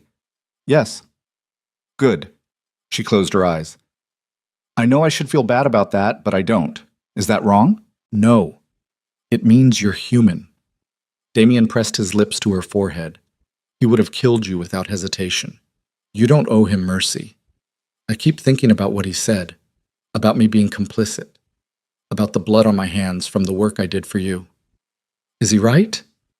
Nadia was quiet for a long time. Maybe, but I chose it. Chose you, even knowing what it meant. She looked up at him. Does that make me a monster? It makes you someone who survived. Damien's voice was rough with emotion he'd been holding back for hours. You did what you had to do to stay alive. There's no shame in that. And now what? Now we go home, get you medical attention. Then we figure out what comes next. Victor had 50 men in reserve. They're not going to just disappear because he's dead. Let me worry about that. Damien, I said let me worry about it. His arms tightened around her. You almost died today. You're allowed to stop being strong for 5 goddamn minutes. Something in Nadia broke at that. She started sobbing, deep, wrenching sounds that came from somewhere primal. All the fear she'd been holding back, all the pain, all the terror of the last 6 hours finally finding release. Damien held her through it, whispering things in Korean that might have been comfort or promises or prayers to gods neither of them believed in. By the time they reached Tribeca, Nadia had cried herself into exhausted silence. The doctor, a Korean woman in her 50s who asked no questions and accepted cash payment without blinking, examined her in the master bedroom while Damien paced the hallway like a caged animal. Chen found him there an hour later. The doctor says no permanent damage, 3 cracked ribs, severe bruising, minor concussion. She'll heal. And Victor's network? In chaos. Without leadership, they're fragmenting. Some are trying to claim authority. Most are just trying to survive. We've received feelers from 6 different factions asking for terms. Give them 48 hours to decide. They submit to Park Industries Authority and follow new rules. No human trafficking, no violence against civilians, no operations that harm the community. They do legitimate business or they find a new city. Chen raised an eyebrow. You're actually doing it, cleaning house. I told Nadia I would. I keep my promises. And the ones who refuse, make an example. Damien's voice was flat. One example. Brutal enough that the others understand I'm not negotiating. After that, anyone who still refuses gets run out of New York entirely. That's going to create power vacuums. Then we fill them with people who understand the new rules. Damien looked at his lieutenant. I'm done being my grandfather's heir. Time to be something else. What's that? I don't know yet, but I'm going to figure it out. The doctor emerged from the bedroom. She's resting. I've given her something for the pain. She should sleep for several hours. Can I see her? Briefly. She needs rest more than anything. Damien entered the bedroom quietly. Nadia lay in the massive bed, dwarfed by white sheets and pillows. Someone had cleaned the blood from her face. The bruises looked worse now, purple and black spreading across pale skin like spilled ink. But she was breathing, alive. He sat on the edge of the bed, careful not to jostle her, her eyes opened, unfocused but aware. Hey, she whispered. Hey yourself. Did I miss anything? Just the collapse of a criminal empire and the beginning of a revolution. She smiled slightly. Sounds like Tuesday. How are you feeling? Like I got the shit kicked out of me by professionals. Her hand found his, but alive. Thanks to you. You saved yourself. The headbutt was pure instinct. Learned that in Ghana. Someone grabs you from behind, you make them regret it. Remind me never to grab you from behind. I'll make an exception for you. Her eyes were already closing again, the pain medication pulling her under. Damien? Yeah? Victor was wrong. You're not weak because you care. You're stronger than anyone I've ever met. His throat tightened. Go to sleep, Nadia. Stay with me? Always. He stretched out beside her on top of the covers, fully clothed and still wearing his shoulder holster. She curled into him despite the pain it must have caused, her head on his chest. Within minutes, she was asleep. Damien lay awake listening to her breathe, feeling the steady rhythm of her heartbeat against his ribs, and made a decision. Victor's network would be dismantled. The violent foundations of his grandfather's empire would be torn out root and branch. He would build something new, something that didn't require fear to function. And he would do it with Nadia beside him. Not as his translator, not as his employee, as his partner, his equal. The woman who'd looked at a monster and seen a man worth saving. Outside the window, Manhattan glittered with a million stories of people trying to survive another day in a city that didn't care about any of them. But inside this room, two broken people held on to each other like anchors in a storm and chose to believe that maybe, possibly, they could build something better from the ashes of everything that had tried to destroy them. It wasn't redemption. Not yet. But it was a start. 72 hours later, Nadia woke to find Damien gone. A note on his pillow. Finishing this. Be back tonight. Chen's outside. Don't leave the building. D. She showered carefully, avoiding the worst of the bruises, and dressed in clothes someone had bought for her. Simple jeans and a soft sweater that didn't press against her cracked ribs. Chen was in the kitchen making coffee when she emerged. Where is he? She asked. Cleaning house? Literally. Chen poured her a cup. 3 of Victor's former lieutenants refused terms. Mr. Park is making them regret that decision. Meaning? Meaning, by tonight, Park Industries will control 90% of Victor's former territory, and the remaining 10% will be running scared. Nadia sat at the kitchen island, wincing as her ribs protested. And after that, Mr. Park starts the real work, legitimizing operations, converting properties, building the empire he actually wants instead of the one he inherited. Sounds impossible. Probably is, but if anyone can do it, it's him. Chen studied her over the rim of his coffee cup. He's different with you, you know. Softer, more human. Is that good or bad? Good, or depends on who you ask. The old guard thinks it's weakness. I think it's the only thing keeping him from becoming exactly what his grandfather was. What was his grandfather? A monster who built an empire on fear and died alone because everyone was too afraid to love him. Chen set down his cup. Mr. Park doesn't want that life, but he doesn't know how to build a different one. You showed him it was possible. I didn't do anything. You stayed. That was enough. Before Nadia could respond, her phone rang. Not the burner. Her regular phone, which she'd thought was dead. Unknown number. She answered anyway. Nadia Kessler? A woman's voice. Professional. American accent. Yes? This is Dr. Sarah Chen from Columbia Presbyterian Hospital. We have you listed as the emergency contact for patient Li Mi's son. She was brought in this morning with severe sepsis related to an infected surgical site. She's asking for you. Nadia's blood went cold. I think you have the wrong person. I don't know anyone named Li Mi's son. The patient says she's your cousin. From Ghana. She has your phone number listed as family contact. Nadia's mind raced. She didn't have a cousin named Li Mi's son. Didn't have any Korean relatives. This was a trap. Had to be. I'll be there as soon as I can, she said carefully. She hung up. Chen was already on his feet. What's wrong? Someone's trying to lure me out of the building. Hospital called about a cousin I don't have. Victor's people. Has to be. They know you're vulnerable, that you'd respond to a medical emergency. He pulled out his phone. I'm calling Mr. Park. No. Nadia stopped him. He's dealing with the lieutenants. He can't be distracted. Your safety is more important than... It's bait, Chen. They want me to run to him scared so they can ambush both of us. We play this smart instead. Chen looked at her with new respect. What do you want to do? We go to the hospital, but we go smart, armed, prepared, and we end this tonight. Mr. Park will kill me if I let you walk into danger. Then he can kill both of us, because I'm done hiding. Nadia met his eyes. Victor's network is fragmenting, but someone out there still wants me dead. Either we deal with it now, or we spend the rest of our lives looking over our shoulders. Your choice. Chen was quiet for a long moment. Then he smiled grimly. Get your coat, and grab the gun from the bedroom safe. If we're doing this, we're doing it right. They left for Columbia Presbyterian 30 minutes later, armed and ready for whatever came next. Neither of them saw the black SUV that followed 3 cars behind, or the sniper on the rooftop across the street, reporting their movement to someone who'd been waiting for exactly this mistake. The war wasn't over. It was just beginning. Columbia Presbyterian loomed against the gray November sky like a monument to suffering. Nadia sat in the passenger seat of Chen's SUV, watching ambulances discharge their cargo of broken humanity through emergency bay doors that never stopped opening. Last chance to call this off, Chen said quietly. No. Nadia checked the Glock's magazine for the 3rd time. Muscle memory now. Fear made routine. We end this tonight. Chen nodded and pulled into the parking structure. They took a spot on the 3rd level with clear sightlines to the elevator and stairwell. He killed the engine but left the keys in the ignition.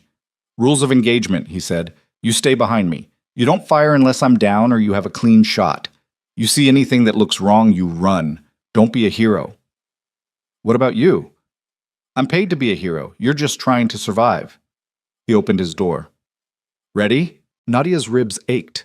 Her face still looked like a Jackson Pollock painting. Every instinct screamed this was a trap. She got out of the car anyway. They moved through the parking structure like soldiers in enemy territory. Backs to walls, weapons concealed but accessible, eyes scanning every shadow. The elevator was empty. The hallway leading to the main hospital entrance held only an elderly couple arguing about parking validation. Normal. Too normal. At the information desk, Nadia asked about Lee Mi-sun. The receptionist typed on her keyboard, frowned. I don't show any patient by that name. Emergency admission this morning. Severe sepsis. More typing. Are you sure you have the right hospital? Nadia's pulse quickened. I received a call from Dr. Sarah Chen. We don't have a Dr. Sarah Chen on staff. Chen's hand moved to his concealed weapon. That's when Nadia's phone rang. Unknown number. Again. She answered. You came. A man's voice. Not Victor. Someone else. Good. That makes this easier. Who is this? Someone who lost everything when you helped Damien Park destroy Victor's network. My brother died in that meat processing plant. He was all I had. Nadia's blood turned to ice. I'm sorry. No, you're not. But you will be. The voice remained eerily calm. Look at the north entrance, the one facing Fort Washington Avenue. Nadia turned. Through the glass doors, she could see a black van parked at the curb, back doors open. Inside, barely visible in the shadows, her breath stopped. A woman, bound, gagged. The resemblance was unmistakable even from this distance. Her cousin Akasua, from Accra, the one who'd helped pay for Mom's funeral. How did you... Wasn't hard. You call her every Sunday. Very predictable. She arrived in New York yesterday for what she thought was a job interview. Been my guest ever since. Chen was already moving toward the exit, but the voice stopped them. One more step and I put a bullet in her head. You can watch through the glass. Very cinematic.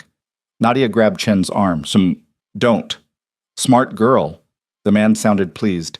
Here's how this works. You walk out that door alone. Get in the van. Come quietly.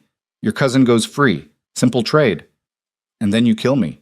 Eventually. But first, you're going to call Damien Park and tell him exactly where to find you. Then we see how much you're really worth to the man who destroyed my family. Nadia looked at Chen, saw the calculation in his eyes, the tactical assessment that said this was unwinnable, that the moment she stepped into that van, she was dead regardless of what promises were made. I need to think. You have 30 seconds. After that, I start cutting pieces off your cousin and throwing them out the door. Fingers first. Then we get creative. 29 seconds. Nadia's mind raced through options. Chen could shoot through the van windows, but that risked hitting Akoshua. They could call the police, but that meant questions neither of them could answer and time they didn't have. They could call Damien, but he was across the city dismantling the last of Victor's network. 20 seconds.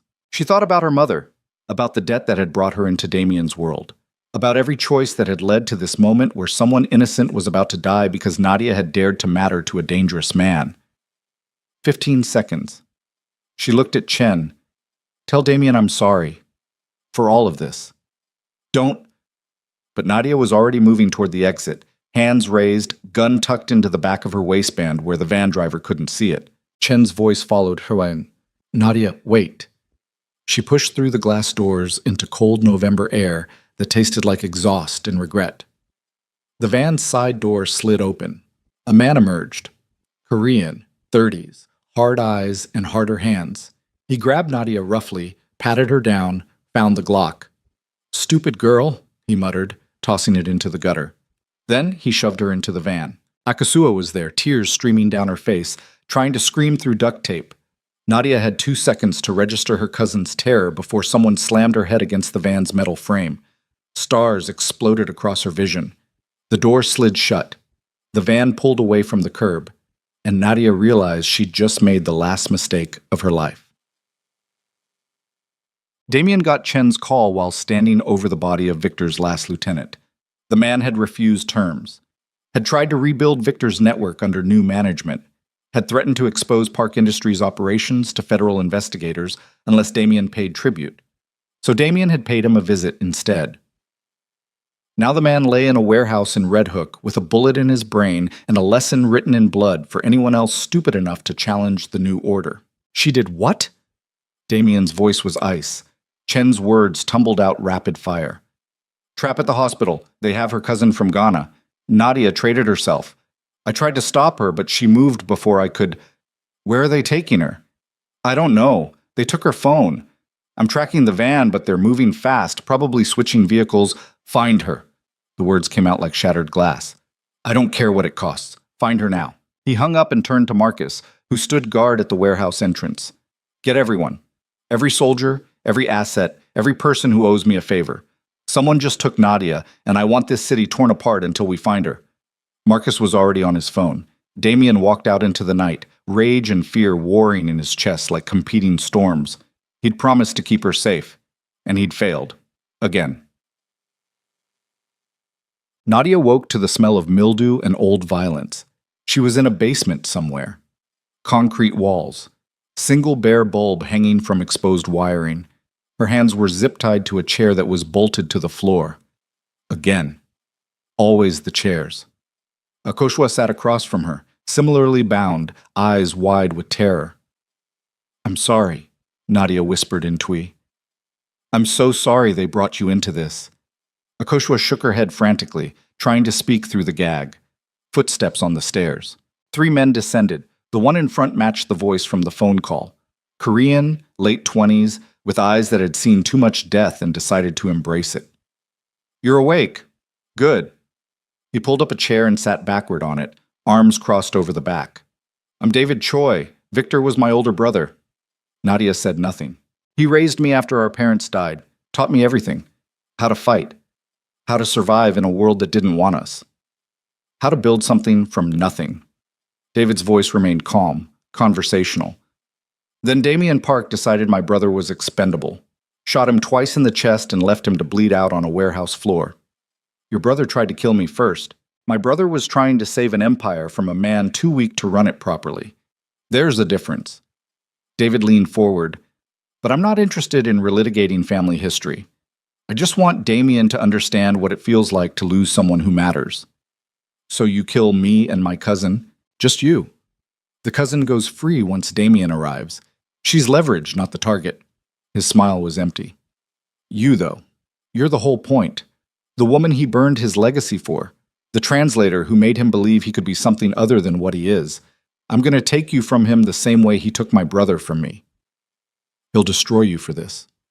Probably. But he'll be too late. And he'll have to live with that failure for the rest of his life. That's worth dying for. David stood, pulled out a phone, and dialed. It's done. We have her. Location is texting now? Yes, both of them. Understood. He hung up. Nadia's heart sank. You're not working alone. Did you think I was? Victor had an entire network. My brother's death scattered us, but some of us are still loyal to his memory, and we all want the same thing. David checked his watch. Damien will be here in approximately 40 minutes. Traffic's bad this time of night. That gives us time to prepare a proper welcome. He nodded to his associates. They disappeared upstairs, leaving Nadia and Akoshwa alone in the basement with David standing guard. Nadia tested the zip ties. Too tight. Too professional. She looked at her cousin. saw the question in her eyes. Who are these people? What have you gotten us into? Nadia couldn't explain it, even if the gag were removed. Couldn't make Akoshua understand how a coffee shop worker ended up in a basement waiting to be used as bait for a man who ran an empire built on fear. So she just said in Twi, I love you. I'm sorry. And if we survive this, I'll explain everything. Akasua's eyes filled with fresh tears.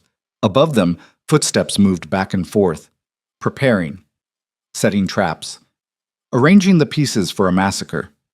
Nadia closed her eyes and thought about Damien, about the way he'd looked at her on the rooftop garden, the way he'd held her after Victor's beating, the way he'd kissed her like she was the answer to every question he'd been too afraid to ask. If she died tonight, at least she'd die knowing what it felt like to be seen completely and loved anyway. That was more than most people got. The basement door opened, footsteps descended, but these were different, heavier, more deliberate. Damien appeared at the bottom of the stairs like vengeance wearing a suit. David raised his weapon. That was fast, David said.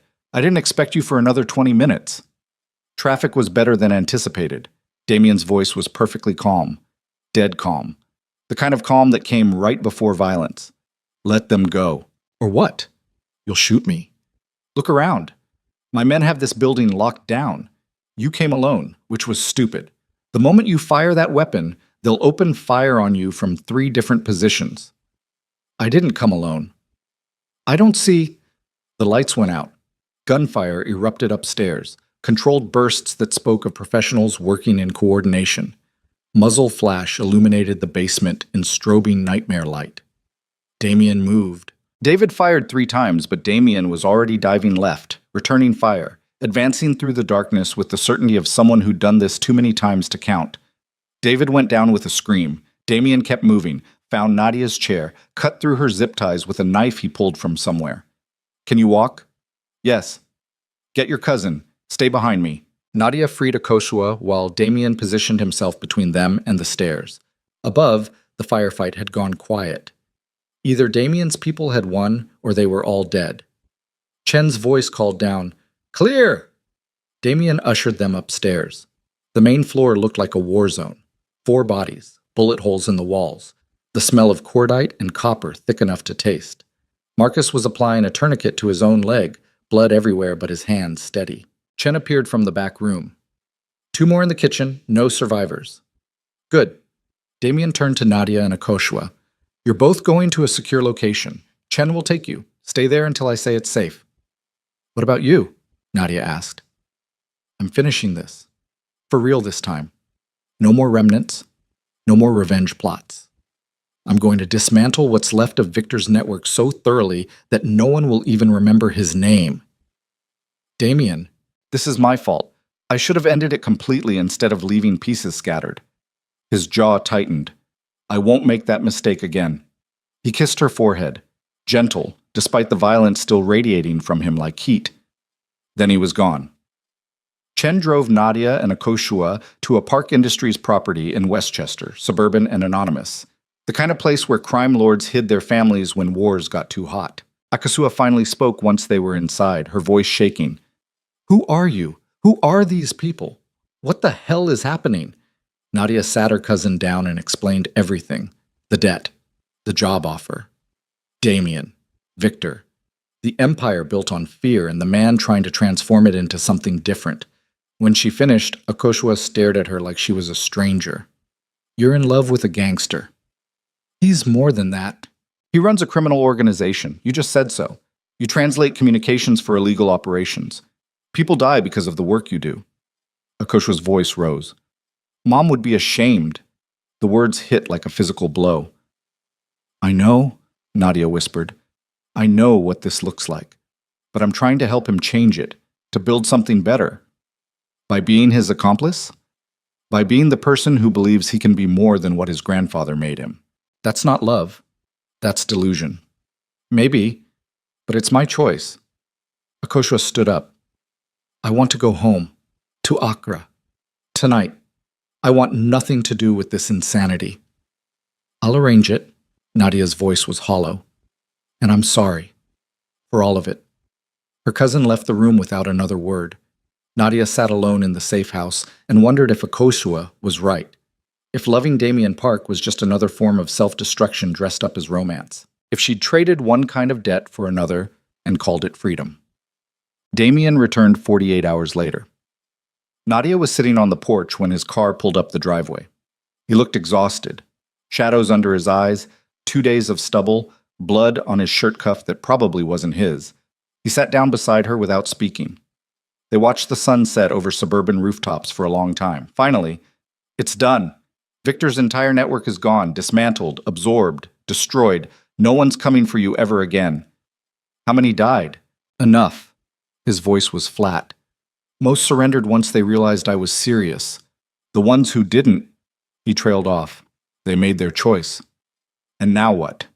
Now I keep my promise, transform the empire, legitimize operations, build something that doesn't require violence to function.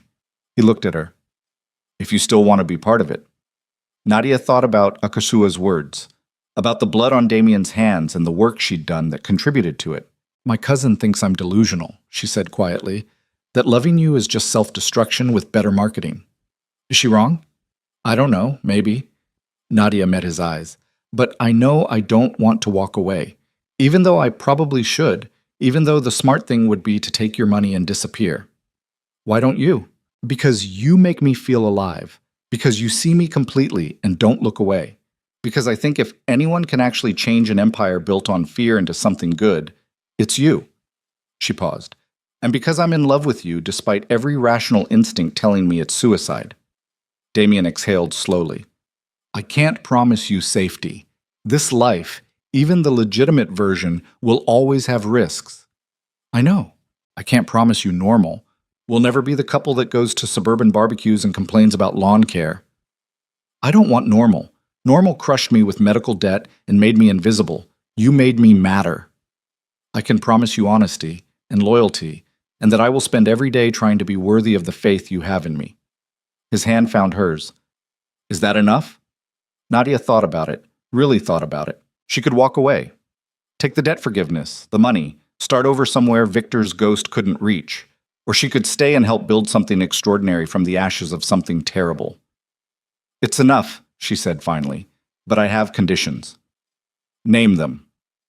First, I go back to school, finish my degree, build a life outside of your empire. Done. Second, you tell me everything. No secrets, no protecting me from ugly truths. I'm in this with you, or I'm not in it at all. Agreed. Third, the first time you cross a line I can't forgive, I walk away. No guilt, no obligations, clean break.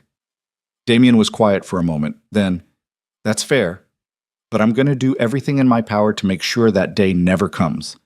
Good. Nadia leaned her head on his shoulder, because I really don't want to have to leave you. They sat in the fading light, two broken people choosing to believe they could build something whole from their shattered pieces. It wasn't redemption, not yet, but it was the start of something real. 6 months later, Nadia walked across the stage at Columbia to receive her linguistics degree. Her ribs had healed, the bruises had faded. The nightmares came less frequently now. Damien sat in the audience wearing a suit and a rare smile, watching her accept the diploma she'd fought so hard to earn. Afterward, they went to dinner at a small Korean restaurant in Murray Hill. Nothing fancy, just good food and quiet conversation. I have something for you, Damien said as they walked back to his car. He handed her a folder. Inside, property deed for a building in Koreatown. 3 floors. Recently renovated. What is this? Your building. For the language center you mentioned wanting to start. Teaching Korean Twai, Mandarin to immigrant communities. Something that actually helps people, instead of exploiting them. He watched her face. If you want it. Nadia's throat tightened. This is too much. It's not nearly enough, but it's a start. His hand cupped her face. You helped me build a better empire. Let me help you build your dream. She kissed him there on the street corner, not caring who saw. When they finally broke apart, both breathing hard, Damien pulled a small box from his jacket pocket. Nadia's heart stopped. I'm not proposing, he said quickly. Not yet. You deserve better than a parking lot proposal after everything we've been through. Then what? He opened the box. Inside sat a delicate gold ring with a small diamond. Simple, elegant, nothing like the massive rocks she'd seen on the fingers of other women in Damien's world. "It's a promise," he said quietly, "that I will spend every day trying to be the man you believe I can be, that I will never stop fighting to give you the life you deserve, that you matter more to me than power or money or the empire I inherited." He slipped it onto her right hand. "Not the left. Not yet. When I'm worthy of asking the real question, I will. But until then, this is my promise that I'm working toward it."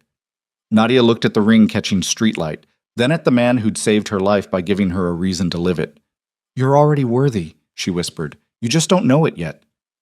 "Then I guess we're both works in progress." "Good. Perfect is boring anyway." They drove back to the Tribeca penthouse that had become their shared home. Nadia fell asleep on the couch, with her head in Damien's lap while he worked on plans for converting another warehouse into affordable immigrant housing. Outside the windows, New York glittered with possibility. The debt that had brought them together was gone. The violence that had tested them was over. The empire was transforming slowly into something that didn't require fear to function. They had built something real from the ashes of everything that tried to destroy them. It wasn't perfect. There were still hard days, still moments when Nadia wondered if she'd made the right choice. Still nights when Damien woke from nightmares about Victor or his grandfather or the blood on his hands.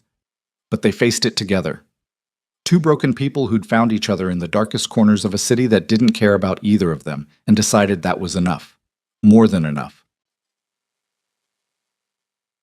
1 year after the warehouse. Nadia stood in the third-floor classroom of her language center, watching students practice Korean pronunciation with the earnest concentration of people trying to build better lives in a country that made it harder than it should be. Damien appeared in the doorway. He did that sometimes, showed up unannounced just to watch her work, like he still couldn't quite believe she was real. She dismissed the class and walked over to him. "What are you doing here? Thought you might want lunch." He held up a bag from their favorite Korean deli. "Also, I have news. Good or bad?"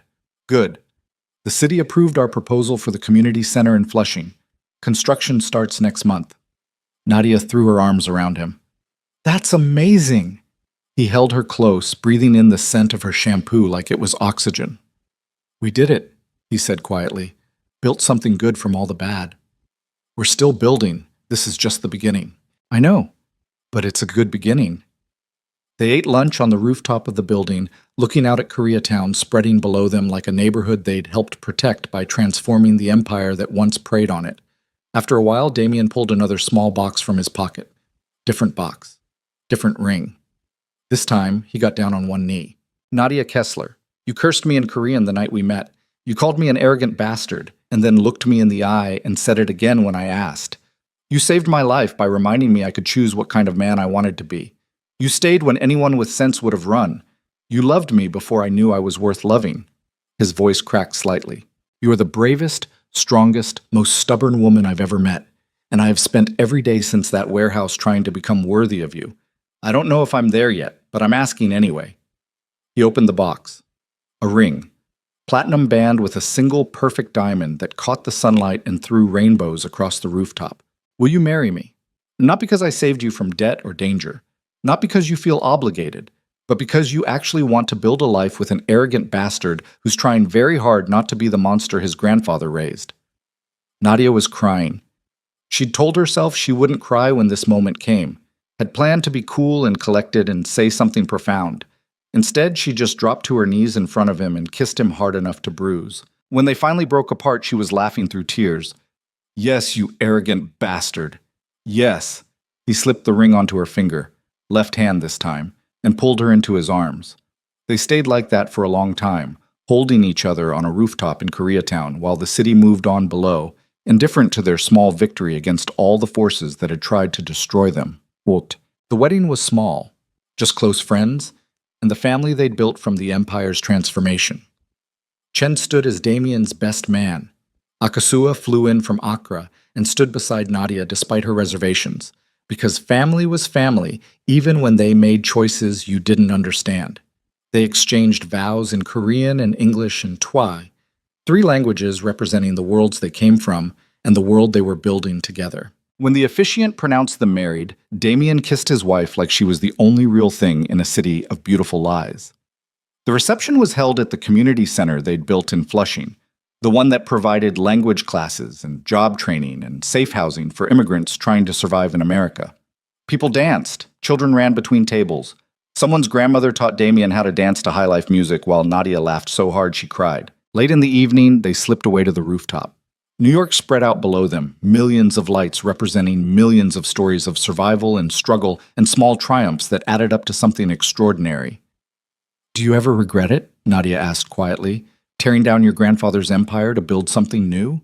Every time I look at the balance sheets, we make a fraction of what the old operations generated."